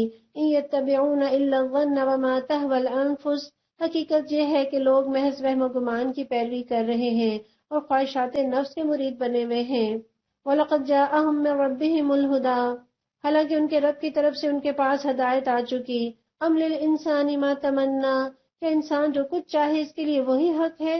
اور اس آیت کا دوسرا ترجمہ یوں بھی کیا جا سکتا ہے کہ کیا انسان کو یہ حق ہے کہ جس کو چاہے معبود بنا لے، یا یہ کہ انسان ان معبودوں سے اپنی مرادیں پا لینے کی جو تمنا رکھتا ہے کیا وہ کبھی پوری ہو سکتی ہے؟ فَلِلَّهِ الْآخِرَةُ وَالْأُولَى، دنیا اور آخرت کا مالک تو اللہ ہی ہے۔ وَكَم مِّن مَّلَكٍ فِي السَّمَاوَاتِ لَا تُغْنِي شَفَاعَتُهُمْ شَيْئًا إِلَّا مِن بَعْدِ أَن يَأْذَنَ اللَّهُ لِمَن يَشَاءُ وَيَرْضَىٰ۔ آسمانوں میں کتنے ہی فرشتے موجود ہیں، ان کی شفاعت کچھ بھی کام نہیں آ سکتی جب تک اللہ کسی ایسے شخص کے حق میں اسے اجازت نہ دے جس کے لیے وہ کوئی عرضداشت سننا چاہے اور اسے پسند کرے۔ کیا پتہ چلا کہ شفاعت انبیاء کی ہو یا فرشتوں کی، صالحین کی ہو یا حفاظ کی، اللہ کے اذن ہی سے ہوگی۔ اس لیے کبھی سفارش پر تکیہ کر کے اللہ کی نافرمانی پر دلیر نہ ہو۔ ان الذین لا یؤمنون بالآخرۃ لیسمون الملائکۃ تسمیۃ الانثی، مگر جو لوگ آخرت کو نہیں مانتے وہ فرشتوں کو دیویوں کے نام سے موسوم کرتے ہیں۔ وما لہم بہ من علم، حالانکہ اس معاملے کا کوئی علم انہیں حاصل نہیں۔ ان یتبعون الا الظن، وہ محض گمان کی پیروی کر رہے ہیں۔ وان الظن لا یغنی من الحق شیئا، اور گمان حق کی جگہ کچھ بھی کام نہیں دے سکتا۔ فأعرض عمن تولى عن ذکرنا ولم يرد الا الحیاۃ الدنیا، بس اے نبی صلی اللہ علیہ وسلم، جو شخص ہمارے ذکر سے منہ پھیرتا ہے اور دنیا کی زندگی کے سوا جسے کچھ مطلوب نہیں، اسے اس کے حال پر چھوڑ دو۔ یہاں ذکر سے مراد قرآن بھی ہو سکتا ہے، نصیحت بھی مراد ہو سکتی ہے، اور یہ مطلب بھی ہو سکتا ہے کہ اللہ کا ذکر سننا ہی جسے گوارا نہ ہو۔ تو جو اللہ کے ذکر سے منہ موڑے تو اس سے بڑا تکبر اور کیا ہوگا؟ اس نے تو اللہ کے غصے کو، غضب کو دعوت دے دی۔ تو اللہ تعالیٰ فرماتے ہیں ایسے لوگوں پر اپنا وقت ضائع نہ کرو، انہیں قرآن سناؤ جو سننے کے لیے تیار ہیں، جو سننا چاہتے ہیں۔ اور ہمیں تو جس سے محبت ہوتی ہے نا، اس کا ذکر کرنا اچھا لگتا ہے۔ تو جس کو اللہ سے محبت ہو وہ اللہ کے ذکر سے منہ نہیں پھیر سکتا۔ اور ہم یہ تصور کریں کوئی ہمارا ذکر سننے کا بھی روادار نہ ہو تو ہمارا اس کے ساتھ کیا معاملہ ہوگا، ہمارے دل میں اس کی کیا جگہ ہوگی۔ پھر فرمایا ذالک مبلغہم من العلم، ان لوگوں کا مبلغ علم بس یہی کچھ ہے، یعنی علم کی انتہا بس دنیا تک ہے، دین سے بیگانہ علم ہے۔ ابن قیم رحمہ اللہ فرماتے ہیں کہ یہ بڑی پریشانی کی بات ہے اور کتنا بڑا خسارہ ہے کہ انسان ساری عمر علم کے راستے پر رہا لیکن قرآن کو نہ سمجھا نہ جانا۔ نبی صلی اللہ علیہ وسلم جب بھی کسی مجلس سے کھڑے ہوتے تو یہ دعا کیا کرتے، اللہم لا تجعل الدنیا اکبر ہمنا ولا مبلغ علمنا، اے اللہ ہمارا سب سے بڑا مقصود اور ہمارے علم کی انتہا دنیا ہی کو نہ بنا دینا۔ ان ربک هو اعلم بمن ضل عن سبیلہ وهو اعلم بمن اہتدی، یہ بات تیرا رب ہی زیادہ جانتا ہے کہ اس کے راستے سے کون بھٹک گیا اور کون سیدھے راستے پر ہے۔ وَلِلَّهِ مَا فِي السَّمَاوَاتِ وَمَا فِي الْأَرْضِ، اور زمین اور آسمانوں کی ہر چیز کا مالک اللہ ہی ہے۔ لِيَجْزِيَ الَّذِينَ أَسَاءُوا بِمَا عَمِلُوا وَيَجْزِيَ الَّذِينَ أَحْسَنُوا بِالْحُسْنَى، تاکہ اللہ برائی کرنے والوں کو ان کے عمل کا بدلہ دے اور ان لوگوں کو اچھی جزا سے نوازے جنہوں نے نیک رویہ اختیار کیا ہے۔ الذین یجتنبون کبائر الاثم والفواحش الا اللمم، جو بڑے بڑے گناہوں اور کھلے کھلے کبھی افعال سے پرہیز کرتے ہیں الا یہ کہ کچھ قصور ان سے سرزد ہو جائے۔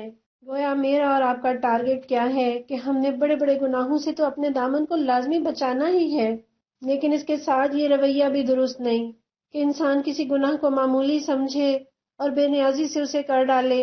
رسول اللہ صلی اللہ علیہ وسلم فرماتے ہیں گناہوں کو معمولی سمجھنے سے بچو، اس لیے کہ انسان کے معمولی گناہ جمع ہوتے رہتے ہیں حتیٰ کہ اسے ہلاک کر ڈالتے ہیں۔ اور بعض اوقات ایسا ہوتا ہے کہ ہم کسی چیز کو معمولی سمجھتے ہیں لیکن وہ چیز جہنم میں جانے کا باعث بن جاتی ہے۔ آپ صلی اللہ علیہ وسلم نے ارشاد فرمایا بے شک ایک آدمی اللہ کے غصے والا کلمہ زبان سے نکالتا ہے اور اسے گناہ نہیں سمجھتا لیکن اس کلمے کی وجہ سے جہنم میں جا گرتا ہے۔ مومن کا رویہ کیا ہے اور فاجر کا رویہ کیا؟ حضرت عبداللہ بن مسعود رضی اللہ عنہ فرماتے ہیں کہ مومن آدمی اپنے گناہوں کو اس طرح محسوس کرتا ہے گویا وہ گناہوں کے پہاڑ کے نیچے بیٹھا ہے اور وہ ہر وقت خوفزدہ رہتا ہے کہ گناہوں کا یہ پہاڑ ابھی اس کے اوپر آ گرے گا، جبکہ فاجر اپنے گناہوں کو ایک مکھی کی طرح ہلکا محسوس کرتا ہے گویا اس کے ناک پر آئی اور چلی گئی۔ اللہ ہمیں چھوٹے بڑے ہر طرح کے گناہ سے اپنی پناہ میں رکھے۔ ان ربک واسع المغفرہ، بے شک تیرے رب کا دامن مغفرت بڑا وسیع ہے۔ هو اعلم بكم اذ انشأكم من الارض واذ انتم اجنة في بطون امهاتكم، وہ تمہیں اس وقت سے خوب جانتا ہے جب اس نے زمین سے تمہیں پیدا کیا اور جب تم اپنی ماؤں کے پیٹوں میں ابھی جنین میں ہی تھے۔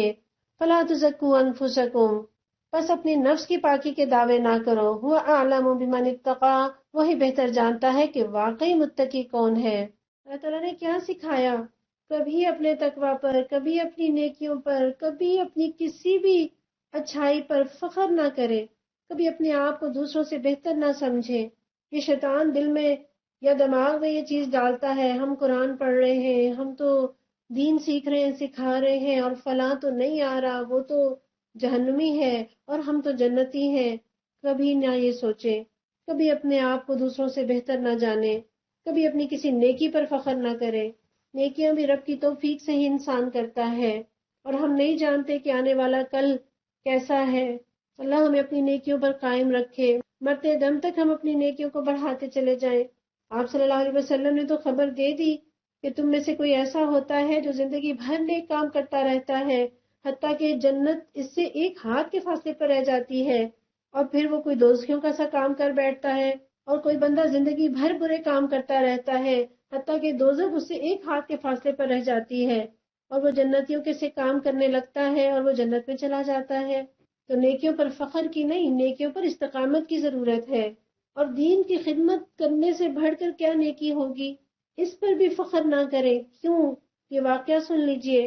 سیدنا ابو ہریرہ رضی اللہ عنہ فرماتے ہیں کہ ہم غزوہ خیبر میں موجود تھے جب آپ صلی اللہ علیہ وسلم نے اپنے ایک ساتھی کے حق میں فرمایا جو اسلام کا دعویٰ کرتا تھا لیکن حقیقتاً منافق تھا، کہ یہ شخص دوستی ہے۔ یہ شخص خوب جم کر لڑا، زخمی ہوا، حتیٰ کہ بعض لوگوں کو نبی صلی اللہ علیہ وسلم کے ارشاد مبارک کے بارے میں شک پیدا ہونے لگا۔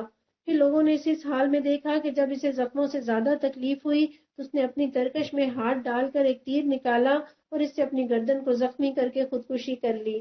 یہ صورت دیکھ کر کئی صحابہ آپ کے پاس دوڑتے ہوئے آئے اور عرض کیا، یا رسول اللہ، اللہ نے آپ کی بات سچی کی، اس شخص نے خودکشی سے اپنے آپ کو ہلاک کر ڈالا۔ آپ نے ایک شخص سے فرمایا، اٹھ اور لوگوں میں منادی کر دے، بحشت میں وہی جائے گا جو مومن ہوگا۔ اور اللہ کی قدرت یہ ہے کہ وہ بدکار آدمی سے بھی اپنے دین کی مدد کرا دیتا ہے۔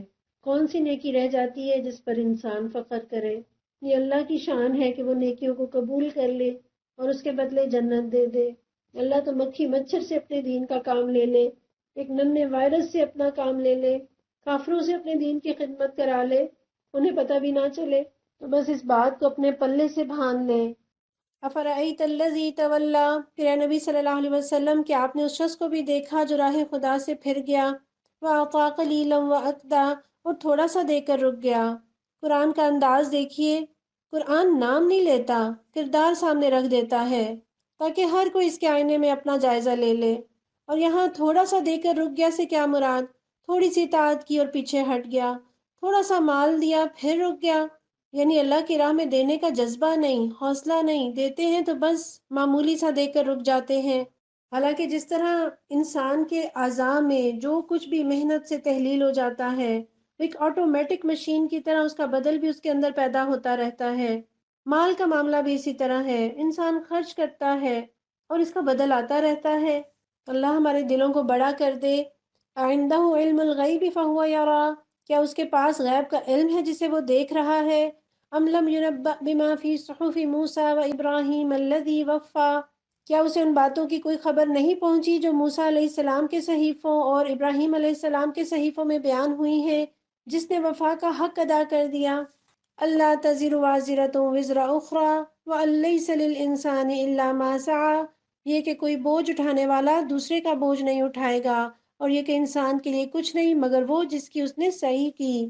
یہاں اللہ تعالیٰ نے ان تعلیمات کا تذکرہ کیا ہے جو حضرت ابراہیم اور حضرت موسیٰ علیہ السلام کے صحیفوں میں بھی درج تھا۔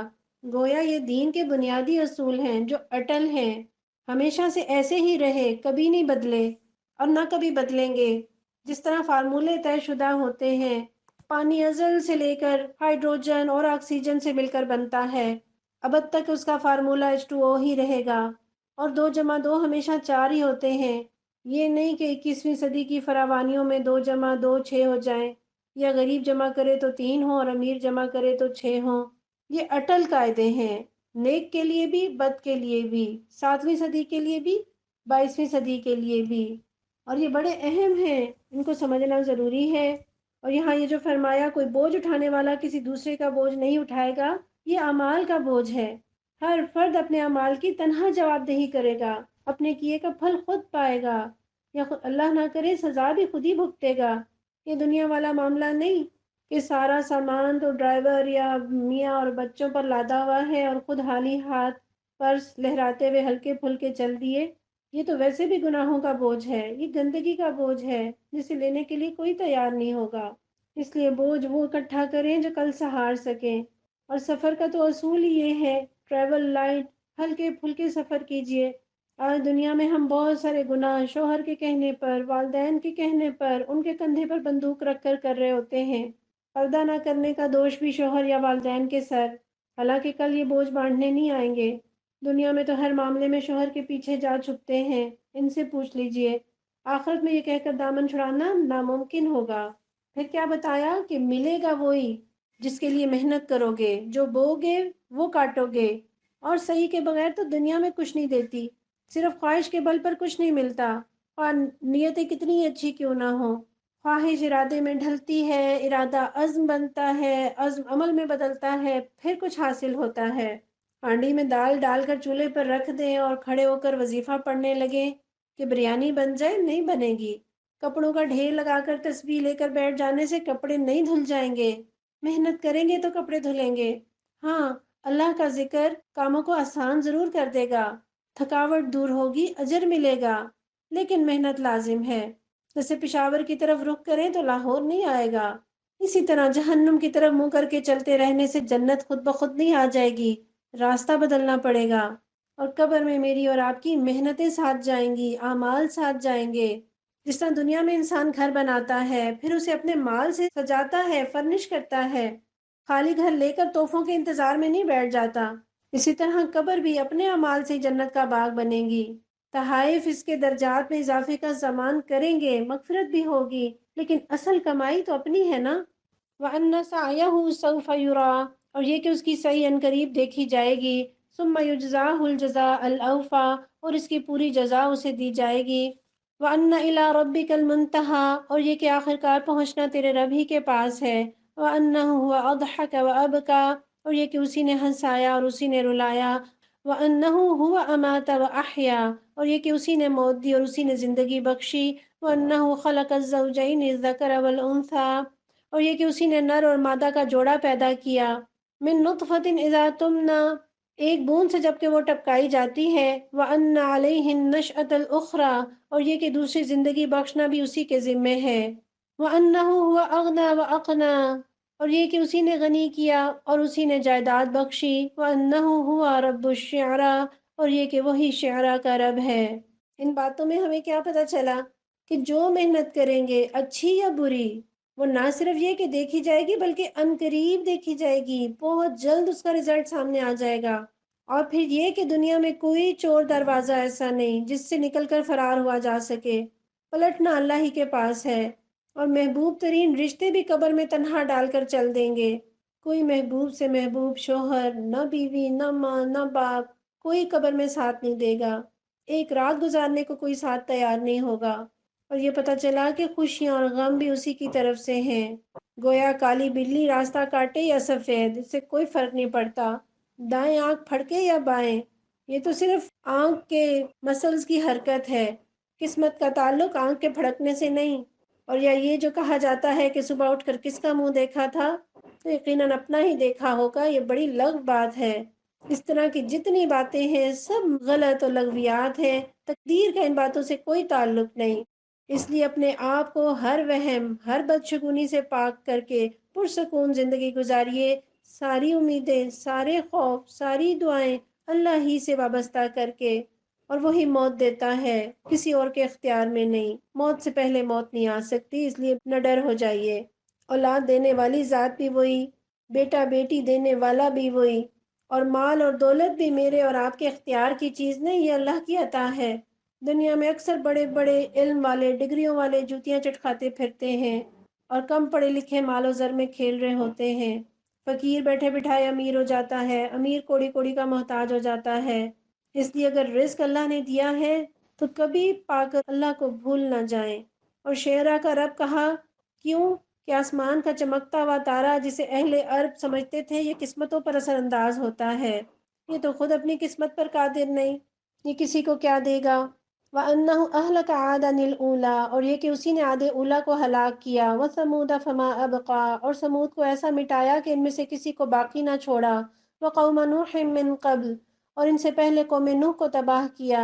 إِنَّهُمْ كَانُوا هُمْ أَظْلَمَ وَأَطْغَىٰ، کیونکہ وہ تھے ہی سخت ظالم اور سرکش لوگ۔ وَالْمُؤْتَفِكَةَ أَهْوَىٰ، اور اوندھے گرنے والی بستیوں کو اس نے الٹا پھینکا۔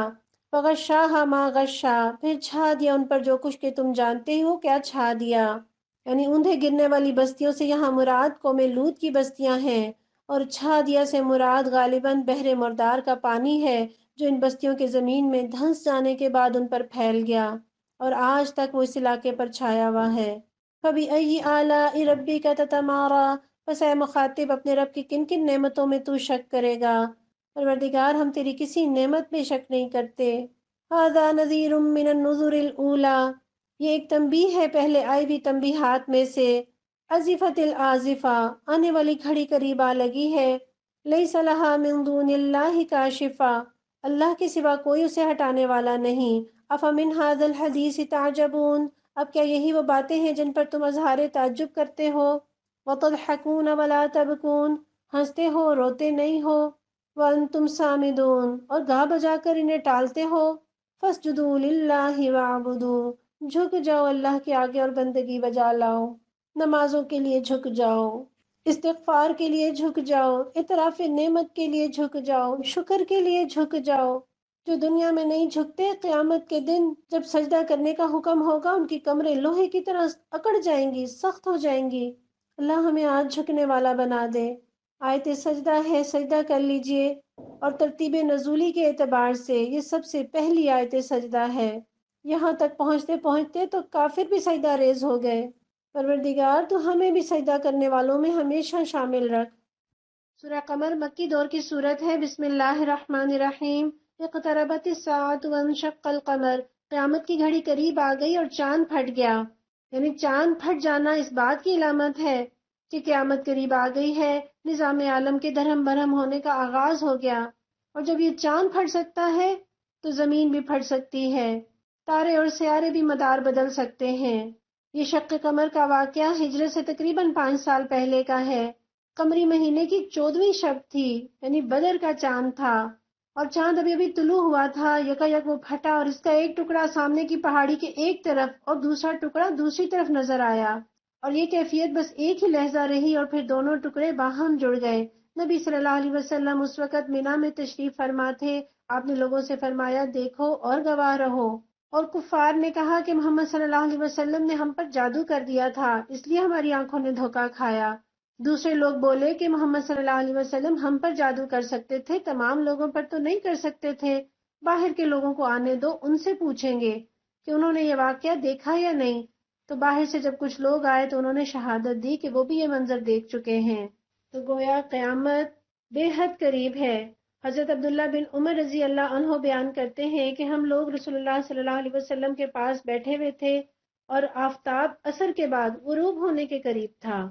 آپ نے فرمایا، جو لوگ دنیا سے گزر چکے ان کی عمروں کے مقابلے میں تمہاری عمریں اتنی ہی باقی رہ گئی ہیں جتنا ابھی دن کا حصہ باقی رہ گیا ہے۔ جیسے عصر کے بعد مغرب قریب ہے، ویسے ہی نبی صلی اللہ علیہ وسلم کی بعثت کے بعد قیامت قریب۔ اور قرآن ایک اور جگہ کہتا ہے، اِنَّهُمْ يَرَوْنَهُ بَعِيدًا وَنَرَاهُ قَرِيبًا، تم اسے دور سمجھتے ہو، ہم تو اسے قریب ہی دیکھ رہے ہیں۔ چاند اللہ کی قدرتوں کی نشانی، اور چاند کا پھٹ جانا قیامت کے قرب کی نشانی۔ وَإِن يَرَوْا آيَةً، مگر ان لوگوں کا حال یہ ہے خواہ کوئی نشانی دیکھ لیں، يُعْرِضُوا وَيَقُولُوا سِحْرٌ مُسْتَمِرٌ، منہ موڑ جاتے ہیں اور کہتے ہیں یہ تو چلتا ہوا جادو ہے۔ وَكَذَّبُوا وَاتَّبَعُوا أَهْوَاءَهُمْ وَكُلُّ أَمْرٍ مُسْتَقِرٌ، انہوں نے اس کو بھی جھٹلا دیا اور اپنے خواہش نفسی کی پیروی کی۔ ہر معاملے کو آخرکار ایک انجام پر پہنچ کر رہنا ہے۔ ان لوگوں کی ہٹ دھرمی کتنا عرصہ چلے گی؟ دشمنوں کا پروپیگنڈا کب تک کام دے گا؟ اور انسان جھٹلاتا تبھی ہے جب وہ اپنے نفس کی مانتا ہے۔ جانتے ہیں کہ قیامت آنی ہے، پھر بھی خواہش نفس کی پیروی نہیں چھٹتی۔ اللہ نے نفس کو مارنے کا تقاضا نہیں کیا، اس کو کنٹرول کرنے کا تقاضا کیا ہے۔ آج کتنے چاند چہرے اور کتنی چمکتی دمکتی زندگیاں گزارنے والے قبروں میں جا پڑے ہیں، ہر چیز کا اینڈ ہے، اختتام ہے، ہم بھی اپنے اختتام کی جانب بڑھ رہے ہیں۔ وَلَقَدْ جَاءَهُم مِّنَ الْأَنبَاءِ مَا فِيهِ مُزْدَجَرٌ، ان لوگوں کے سامنے پچھلی قوموں کے وہ حالات آ چکے ہیں جن میں سرکشی سے باز رکھنے کے لیے کافی سامان عبرت ہے۔ حکمتٌ بالغۃ فما تغنی النذر، ایسی حکمت جو نصیحت کے مقصد کو بدرجہ اتم پورا کرتی ہے، مگر تنبیہات ان پر کارگر نہیں ہوتی۔ کچھ بدقسمت قرآن سے بھی خالی ہاتھ اٹھ جاتے ہیں۔ فَتَوَلَّ عَنْهُمْ، پس اے نبی صلی اللہ علیہ وسلم ان سے رخ پھیر لیجئے۔ یوم یدعو الداعی الی شیء نکر، جس روز پکارنے والا ایک سخت ناگوار چیز کی طرف پکارے گا۔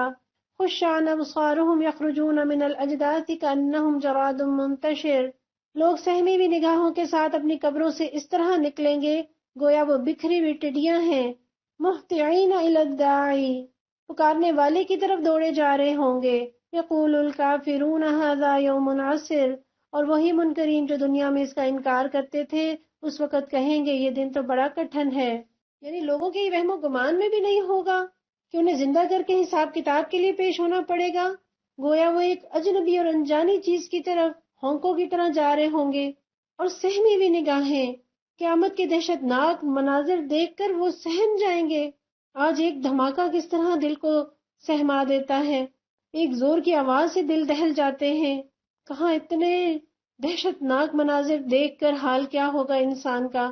اور اپنی قبروں سے نکلیں گے، قبروں سے مراد ہر وہ جگہ جہاں انسان کے جسم کے ذرات ملے ہوئے ہوں، خواہ وہ مٹی ہے اور خواہ وہ سمندر ہے اور خواہ وہ ہوائیں ہیں، ہر جگہ سے اس کے ذرات جمع ہو کر انسان بنا کر اسے اٹھا کھڑا کریں گے، اور نہیں پتا کہاں جانا ہے لیکن بھاگے جا رہے ہیں، جیسے دنیا میں بے سوچے سمجھے بھاگا کرتے تھے، اور اس وقت اقرار کریں گے کہ یہ بڑا مشکل دن ہے، یہ تو بڑا کٹھن دن ہے، اور یہ دن ان کو اتنا مشکل لگے گا کہ دوزخ میں جانا منظور کر لیں گے۔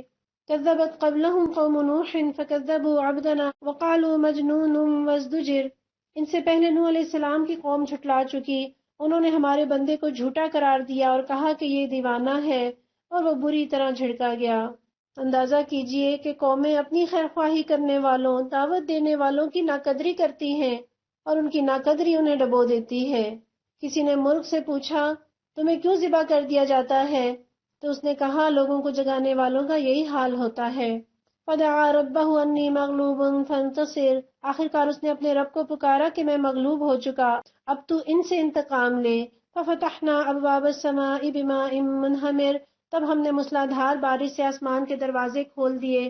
وفجرنا الارض عیونا فالتقى الماء على امر قد قدر، اور زمین کو پھاڑ کر چشموں میں تبدیل کر دیا، اور یہ سارا پانی اس کام کو پورا کرنے کے لیے مل گیا جو مقدر ہو چکا تھا۔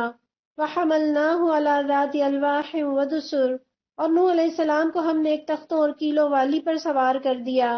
تجری بِأَعْيُنِنَا، جو ہماری نگرانی میں چل رہی تھی۔ جزاء لمن کان کفر، یہ تھا بدلہ اس شخص کی خاطر جس کی ناقدری کی گئی تھی۔ اسی لیے تو حضرت نوح علیہ السلام کو اللہ تعالیٰ عبد شکورا کہتے ہیں، شکر گزار بندہ۔ اس کی ناقدری کی گئی لیکن اس نے اللہ کی ناشکری نہیں کی۔ وَلَقَدْ تَرَكْنَاهَا آيَةً فَهَلْ مِن مُدَّكِرٍ، اس کشتی کو ہم نے ایک نشانی بنا کر چھوڑ دیا، پھر کوئی ہے نصیحت قبول کرنے والا؟ بولیے ہم ہیں نصیحت قبول کرنے والے پروردگار۔ فَكَيْفَ كَانَ عَذَابِي وَنُذُرْ، دیکھ لو کیسا تھا میرا عذاب اور کیسی تھی میری تنبیہات۔ وَلَقَدْ يَسَّرْنَا الْقُرْآنَ لِلذِّكْرِ فَهَلْ مِن مُدَّكِرٍ، ہم نے اس قرآن کو نصیحت کے لیے آسان ذریعہ بنا دیا، پھر کیا ہے کوئی نصیحت قبول کرنے والا؟ کیا قرآن ایسا مشکل لگا جیسے میڈیکل مشکل ہے، یا فزکس مشکل ہے، یا کیمسٹری مشکل ہے؟ کتنی آسانیاں اللہ تعالیٰ نے قرآن میں رکھ دی، کوئی گنجلک باتیں نہیں، کوئی مشکل باتیں نہیں، سادہ، آسان فہم، ان پڑھ کو بھی سمجھ میں آنے والا۔ سیدنا ابن عباس رضی اللہ عنہ فرماتے ہیں کہ اگر اللہ اس میں آسانی نہ رکھ دیتا تو مخلوق کی طاقت نہ تھی کہ اللہ کے کلام کو پڑھ سکے۔ ہم میں سے اگر کوئی کہے کہ قرآن کا پڑھنا مشکل، یا اس کا لفظی ترجمہ مشکل، یا اس کو سمجھنا مشکل، تو گویا ہم نے اللہ کی بات کو معاذ اللہ جھٹلا دیا۔ جب اللہ تعالیٰ فرما رہے ہیں کہ ہم نے اسے آسان کر دیا، تو پھر ہم کیسے کہہ سکتے ہیں کہ یہ مشکل ہے؟ یہ تو ہے ہی آسان، اسے رب نے آسان بنایا ہے۔ پھر کیا ہے کوئی نصیحت قبول کرنے والا؟ اللہ ہمیں نصیحت قبول کرنے والوں میں شامل کر لے۔ کذبت عاد فکیف کان عذابی ونذر، عاد نے جھٹلایا تو دیکھ لو کہ کیسا تھا میرا عذاب اور کیسی تھی میری تنبیہات۔ انا ارسلنا علیہم ریحا صرصرا فی یوم نحس مستمر، ہم نے ایک بے ہم نحوست کے دن سخت طوفانی ہوا ان پر بھیج دی، تنزع الناس، جو لوگوں کو اٹھا اٹھا کر اس طرح پھینک رہی تھی، کأنہم اعجاز نخل منقعر، جیسے وہ جڑ سے اکھڑے ہوئے کھجور کے تنے ہوں۔ فکیف کان عذابی ونذر، بس دیکھ لو کیسا تھا میرا عذاب اور کیسی تھی میری تنبیہات۔ وَلَقَدْ يَسَّرْنَا الْقُرْآنَ لِلذِّكْرِ فَهَلْ مِن مُّدَّكِرٍ، ہم نے اس قرآن کو نصیحت کے لیے آسان ذریعہ بنا دیا، پھر کیا ہے کوئی نصیحت قبول کرنے والا؟ ہم دیکھتے ہیں نا بڑے لوگوں کی باتیں مشکل ہوتی ہیں اور مشکل باتوں کو ہر ایک نہیں پڑھ سکتا، لیکن اللہ کا پیغام کس قدر آسان ہے، کس قدر اس کے اندر خزانے ہیں، موتی ہیں، اللہ پڑھواتا ہے، اللہ سنواتا ہے۔ اللہ کرے کہ یہ قرآن سن کر اپنی غلطیاں سمجھ میں آ جائیں۔ کذبت ثمود بالنذر، ثمود نے تنبیہات کو جھٹلایا، فقالوا ابشرا منا واحدا نتبعه انا اذا لفی ضلال وسعر، اور کہنے لگے ایک اکیلا آدمی جو ہم ہی میں سے ہے، کیا اب ہم اس کے پیچھے چلیں؟ اس کا اتباع ہم قبول کر لیں تو اس کے معنی یہ ہوں گے کہ ہم تو بہک گئے اور ہماری عقل ماری گئی۔ اَأُلْقِيَ الذِّكْرُ عَلَيْهِ مِن بَيْنِنَا بَلْ هُوَ كَذَّابٌ أَشِرٌ، کیا ہمارے درمیان بس یہی ایک شخص تھا جس پر خدا کا ذکر نازل کیا گیا؟ نہیں، بلکہ یہ پلے درجے کا جھوٹا اور برخود غلط ہے۔ دیکھیے کیسے کیسے طعنے لوگوں نے انبیاء کو دیے۔ سَيَعْلَمُونَ غَدًا مِنَ الْكَذَّابُ الْأَشِرُ، ہم نے اپنے پیغمبر سے کہا کل ہی انہیں معلوم ہوا جاتا ہے کون پلے درجے کا جھوٹا اور برخود غلط ہے۔ اِنَّا مُرْسِلُو النَّاقَةِ فِتْنَةً لَهُمْ فَارْتَقِبْهُمْ وَاصْطَبِرْ، ہم اونٹنی کو ان کے لیے فتنہ بنا کر بھیج رہے ہیں، اب ذرا صبر کے ساتھ دیکھ کہ ان کا انجام کیا ہوتا ہے۔ وَنَبِّئْهُمْ أَنَّ الْمَاءَ قِسْمَةٌ بَيْنَهُمْ، ان کو جتا دے کہ پانی ان کے اور اونٹنی کے درمیان تقسیم ہوگا۔ كُلُّ شِرْبٍ مُحْتَضَرٌ، اور ہر ایک اپنے باری کے دن پر پانی پر آئے گا۔ یہاں اللہ تعالیٰ نے کیا بتایا کہ اونٹنی کو آزمائش بنا کر بھیج رہے ہیں، اور اللہ تعالیٰ آزمائش کس لیے لاتے ہیں؟ تاکہ لوگ چھٹ جائیں، جن کے اندر ایمان ہے وہ سامنے آ جائیں، اور جن کے اندر نفرت اور نفاق ہے وہ بھی چھٹ کر سامنے آ جائیں۔ فَنَادَوْا صَاحِبَهُمْ فَتَعَاطَىٰ فَعَقَرَ، آخرکار ان لوگوں نے اپنے آدمی کو پکارا اور اس نے اس کام کا بیڑا اٹھایا اور اونٹنی کو مار ڈالا۔ فَكَيْفَ كَانَ عَذَابِي وَنُذُرِ، بس کیسا تھا میرا عذاب اور کیسی تھی میری تنبیہات۔ اِنَّا أَرْسَلْنَا عَلَيْهِمْ صَيْحَةً وَاحِدَةً فَكَانُوا كَهَشِيمِ الْمُحْتَظِرِ، ہم نے ان پر بس ایک ہی دھماکہ چھوڑا اور وہ باڑے والے کی روندی ہوئی باڑ کی طرح بھس ہو کر رہ گئے۔ کہاں اکڑ رہے تھے، کہاں اپنے آپ کو بڑی چیز سمجھ رہے تھے، کہاں اللہ نے انہیں چورا چورا کر کے رکھ دیا۔ وَلَقَدْ يَسَّرْنَا الْقُرْآنَ لِلذِّكْرِ فَهَلْ مِن مُّدَّكِرٍ، ہم نے اس قرآن کو نصیحت کے لیے آسان ذریعہ بنا دیا ہے، اب ہے کوئی نصیحت قبول کرنے والا؟ یہ آیت جو بار بار اللہ تعالیٰ بیان کر رہے ہیں قوموں کے قصے، ان پر عذاب کے قصے، اور ساتھ میں اس آیت کا ذکر کہ اب خود ہی بتا دو کہ عذاب سہنا آسان ہے یا قرآن پڑھنا، چوائس انسان کے پاس ہے۔ کیا وہ عذاب کی شدت برداشت کرنا چاہتا ہے یا قرآن کی آسان نصیحت قبول کرنا چاہتا ہے؟ پروردگار، ہم تو قرآن کی آسان نصیحت کو قبول کرنا چاہتے ہیں۔ کذبت قوم لوط بالنذر، لوط علیہ السلام کی قوم نے تنبیہات کو جھٹلایا۔ انا ارسلنا علیہم حاصبا الا آل لوط، اور ہم نے پتھراؤ کرنے والی ہوا ان پر بھیج دی، صرف لوط علیہ السلام کے گھر والے اس سے محفوظ رہے۔ نجیناہم بسحر نعمتا من عندنا کذالک نجزی من شکر، ان کو ہم نے اپنے فضل سے رات کے پچھلے پہر بچا کر نکال دیا، یہ جزا دیتے ہیں ہم ہر اس شخص کو جو شکر گزار ہوتا ہے۔ وَلَقَدْ أَنذَرَهُمْ بَطْشَتَنَا فَتَمَارَوْا بِالنُّذُرِ، لوط علیہ السلام نے اپنی قوم کے لوگوں کو ہماری پکڑ سے خبردار کیا، مگر وہ ساری تنبیہات کو مشکوک سمجھ کر باتوں میں اڑاتے رہے، انہیں ہمیشہ شک ہی رہا۔ شک سے دیکھیں انسان کا کتنا نقصان ہوتا ہے، تعلیمات میں شک، انبیاء کے کردار میں شک، آخرت میں شک، بلانے والے کی نیت پر شک۔ وَلَقَدْ رَاوَدُوهُ عَنْ ضَيْفِهِ فَطَمَسْنَا أَعْيُنَهُمْ فَذُوقُوا عَذَابِي وَنُذُرِ، پھر انہوں نے اسے اپنے مہمانوں کی حفاظت سے باز رکھنے کی کوشش کی، آخرکار ہم نے ان کی آنکھیں موند دی کہ چکھو اب میرے عذاب اور میری تنبیہات کا مزہ۔ وَلَقَدْ صَبَّحَهُمْ بُكْرَةً عَذَابٌ مُسْتَقِرٌ، صبح سویرے ہی ایک اٹل عذاب نے ان کو آ لیا۔ فَذُوقُوا عَذَابِي وَنُذُرِ، چکھو مزہ اب میرے عذاب کا اور میری تنبیہات کا۔ وَلَقَدْ يَسَّرْنَا الْقُرْآنَ لِلذِّكْرِ فَهَلْ مِن مُّدَّكِرٍ، ہم نے اس قرآن کو نصیحت کے لیے آسان ذریعہ بنا دیا، بس ہے کوئی نصیحت قبول کرنے والا؟ اللہ کا عذاب بھگتنے کو تیار ہیں یا آسان نصیحت قبول کرنے کو؟ فیصلہ میرا اور آپ کا اپنا ہے۔ وَلَقَدْ جَاءَ آلَ فِرْعَوْنَ النُّذُرُ، اور آل فرعون کے پاس بھی تنبیہات آئی تھیں۔ كَذَّبُوا بِآيَاتِنَا كُلِّهَا فَأَخَذْنَاهُمْ أَخْذَ عَزِيزٍ مُقْتَدِرٍ، مگر انہوں نے ہماری ساری نشانیوں کو جھٹلا دیا، آخرکار ہم نے انہیں پکڑا جس طرح کوئی زبردست قدرت والا پکڑتا ہے۔ اکفارکم خیر من اولئکم ام لکم براءۃ فی الزبر، کیا تمہارے کفار کچھ ان لوگوں سے بہتر ہیں یا آسمانی کتابوں میں تمہارے لیے کوئی معافی لکھی ہوئی ہے؟ ام یقولون نحن جمیع منتصر، یا ان لوگوں کا کہنا یہ ہے کہ ہم ایک مضبوط جتھا ہیں، اپنا بچاؤ کر لیں گے۔ سیہزم الجمع ویولون الدبر، ان قریب یہ جتھا شکست کھا جائے گا اور یہ سب پیٹ پھیر کر بھاگتے نظر آئیں گے۔ اللہ تعالیٰ نے پچھلی قوموں کی شان و شوکت اور ان کے برے انجام کا تذکرہ کر کے بتا دیا، گویا اے مکہ کے کافروں تم زیادہ مضبوط ہو یا وہ؟ تمہاری شان و شوکت زیادہ ہے یا ان کی؟ تمہارے لاؤ لشکر زیادہ ہیں یا ان کے تھے؟ تو پچھلی قوموں کے انجام کے آئینے میں اپنا حال دیکھ لو، تمہیں کون سے سرخاب کے پر لگے ہوئے ہیں کہ تم نافرمانی کرو اور اللہ تمہیں کچھ نہ کہے۔ اور یہاں اللہ تعالیٰ جو پیشن گوئی کر رہے ہیں کہ عنقریب یہ جتھا شکست کھا جائے گا، یہ کس وقت پیشن گوئی کی جا رہی ہے؟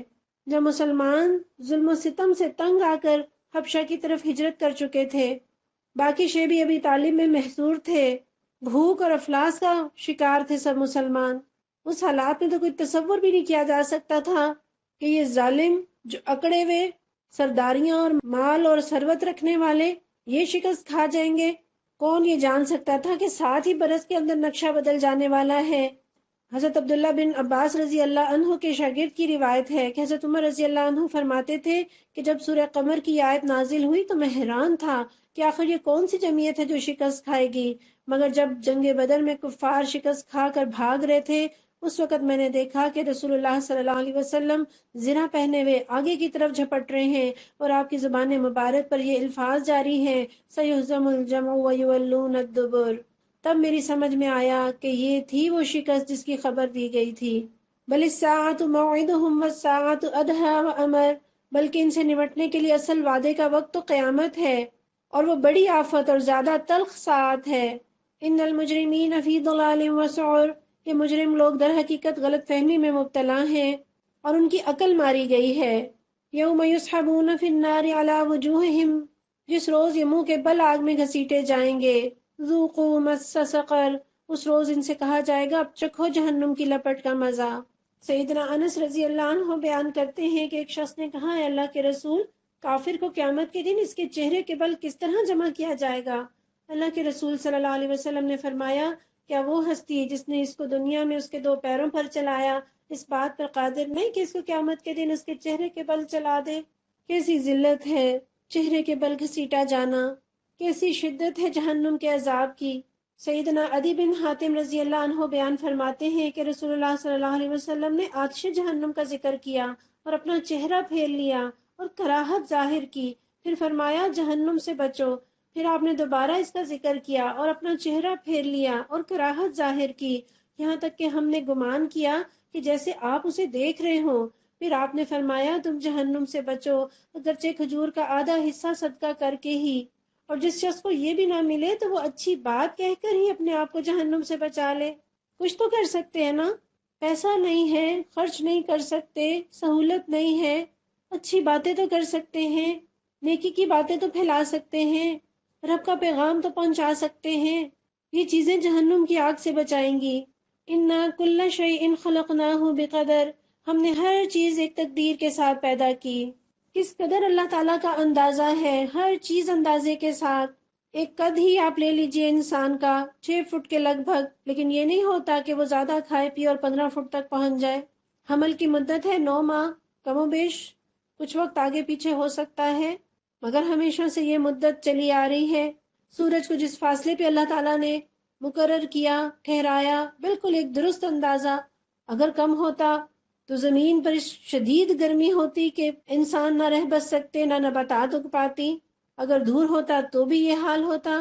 ہر چیز اللہ نے ایک اندازے کے ساتھ پیدا کی، اور اس سے مراد تقدیر بھی ہے۔ اللہ نے ہر ایک کی تقدیر لکھ دی، مقرر کر دی۔ اسی لیے رسول اللہ صلی اللہ علیہ وسلم نے فرمایا کہ اللہ سے مدد مانگو اور عاجز اور درماندہ نہ بنو. اگر تمہیں کوئی تکلیف پہنچے تو یہ نہ کہو کہ اگر میں ایسے کرتا تو ایسے ہوتا، بلکہ کہو یہ اللہ کی تقدیر سے ہے اور اس نے جو چاہا کیا. بس بے شک کلمہ لو یعنی اگر شیطانی عمل کا دروازہ کھولتا ہے. وما امرنا الا واحدۃ کلمح بالبصر، اور ہمارا حکم بس ایک ہی حکم ہوتا ہے اور پلک جھپکاتے وہ عمل میں آ جاتا ہے. کیا مراد ہے؟ اللہ تعالیٰ کو قیامت لانے کے لیے کوئی بڑی لمبی چوڑی تیاری کرنے کی ضرورت نہیں پڑے گی، بس ایک حکم کافی ہے. ہم ملازم کو کام کہتے ہیں، بچوں کو کام کہتے ہیں، ایک دفعہ دو دفعہ بعض اوقات کئی کئی دفعہ کام کو دہرانا پڑتا ہے. اللہ تعالیٰ نے فرمایا کہ اللہ کا ایک حکم کافی ہوگا، دوسرا حکم دینے کی ضرورت پیش نہیں آئے گی. اور یہ حکم بھی ضروری نہیں کہ بول کر دیا جائے، کلمح بالبصر. جس طرح مائیں اشارہ کرتی ہیں نا اور سمجھدار بچیاں سمجھ جاتی ہیں اور کام کو کر دیتی ہیں، اسی طرح فرشتے منتظر ہیں اللہ کے اشارے کے. اللہ کا ایک اشارہ قیامت برپا کر دینے کے لیے کافی ہے. وَلَقَدْ أَهْلَكْنَا أَشْيَاعَكُمْ فَهَلْ مِن مُدَّكِرٍ، تم جیسے بہت سو کو ہم ہلاک کر چکے ہیں، پھر ہے کوئی نصیحت قبول کرنے والا. وَكُلُّ شَيْءٍ فَعَلُوهُ فِي الزُّبُرِ، جو کچھ انہوں نے کیا وہ سب دفتروں میں درج ہے. وَكُلُّ صَغِيرٍ وَكَبِيرٍ مُسْتَطَرٍ، اور ہر چھوٹی بڑی بات لکھی ہوئی موجود ہے. ہر عمل، کہیں مسکرائے تھے، کہیں آنکھ کا اشارہ کیا تھا، کچھ بولا تھا، کچھ کیا تھا، وہ چھوٹی نیکی تھی یا بڑی نیکی تھی، وہ چھوٹا گناہ تھا یا بڑا گناہ تھا، سب اللہ کے پاس ریکارڈ میں موجود ہے. ایسا نہیں ہے کہ کوئی عمل چھوٹا ہو اور وہ کہیں گم ہو جائے یا اسے فرشتے بھول جائیں. جیسے سورہ کہف میں ہم نے پڑھا تھا نا، وہ کہیں گے ہائے ہماری بربادی، ما لہذا الکتاب لا یغادر صغیرۃ ولا کبیرۃ الا احصاها، اس کتاب کو کیا ہے، نہ کوئی چھوٹی بات چھوڑتی ہے نہ بڑی، مگر اس نے ہر ایک چیز کو لکھ رکھا ہے، ضبط کر رکھا ہے. سیدہ عائشہ رضی اللہ عنہا بیان کرتی ہیں کہ اللہ کے نبی صلی اللہ علیہ وسلم نے مجھ سے فرمایا، اے عائشہ معمولی سمجھے جانے والے گناہوں سے بچنا، کیونکہ اللہ کے ہاں ان کا بھی مواخذہ ہوگا. ان المتقین فی جنات و نہر، نافرمانی سے پرہیز کرنے والے یقیناً باغوں اور نہروں میں ہوں گے. فی مقعد صدق عند ملیک مقتدر، سچی عزت کی جگہ بڑے ذی اقتدار بادشاہ کے قریب. باغات اور نہروں کا تصور کرتے ہیں اور صحرا جیسے علاقے میں، یہ تصور کتنا خوشکن ہے. ہم سرسبز علاقے میں رہتے ہیں، اس کے باوجود ہمیں باغات اور نہریں بہت اپیل کرتی ہیں. ان صحرائی لوگوں کو کتنا اپیل کرتی ہوں گی. پھر اللہ تعالیٰ نے عزت کا مقام بتایا کہ اللہ ذوالجلال کے ہاں پرہیزگاروں کی مجلس کے پاس مومنین ٹھہرائے جائیں گے، نافرمانی سے پرہیز کرنے والے ٹھہرائے جائیں گے. انسان کا بلند سے بلند رتبہ بھی کوئی ہے تو وہ یہ کہ اللہ کے قرب میں عزت کا مقام پا جائے، نہ کہ معاذ اللہ کوئی خود خدا بن جائے. کتنا پیارا وعدہ اللہ نے کیا، کتنے اچھے مقام کا اللہ تعالیٰ نے وعدہ کیا. دنیا کے وقتی حکمرانوں کا قرب پانے کے لیے کیسی کیسی کوششیں کی جاتی ہیں، اور ہم صحابہ کرام کو دیکھتے ہیں بڑے بڑے شاہانہ روم اور عجم کے درباروں میں قالینوں کو گھوڑوں کی ٹاپوں سے رونتے ہوئے، نیزے کی انی سے چھیدتے ہوئے، شان بے نیازی دکھاتے ہوئے جا گھستے ہیں، کیونکہ وہ ملیک مقتدر پر ایمان رکھتے تھے. اور اسی سنت میں علماء حق ہمیشہ عمراء، رئیسوں اور بادشاہوں سے بے نیاز رہے، بادشاہ خود چل کر ان کے پاس آتے. کیا شاندار جگہ اللہ تعالیٰ نے دکھا دی، آنکھوں میں سجا دی. ادھر آنا چاہتے ہو تو بس نافرمانی سے پرہیز کر لو. اللہم اجعلنا منہم.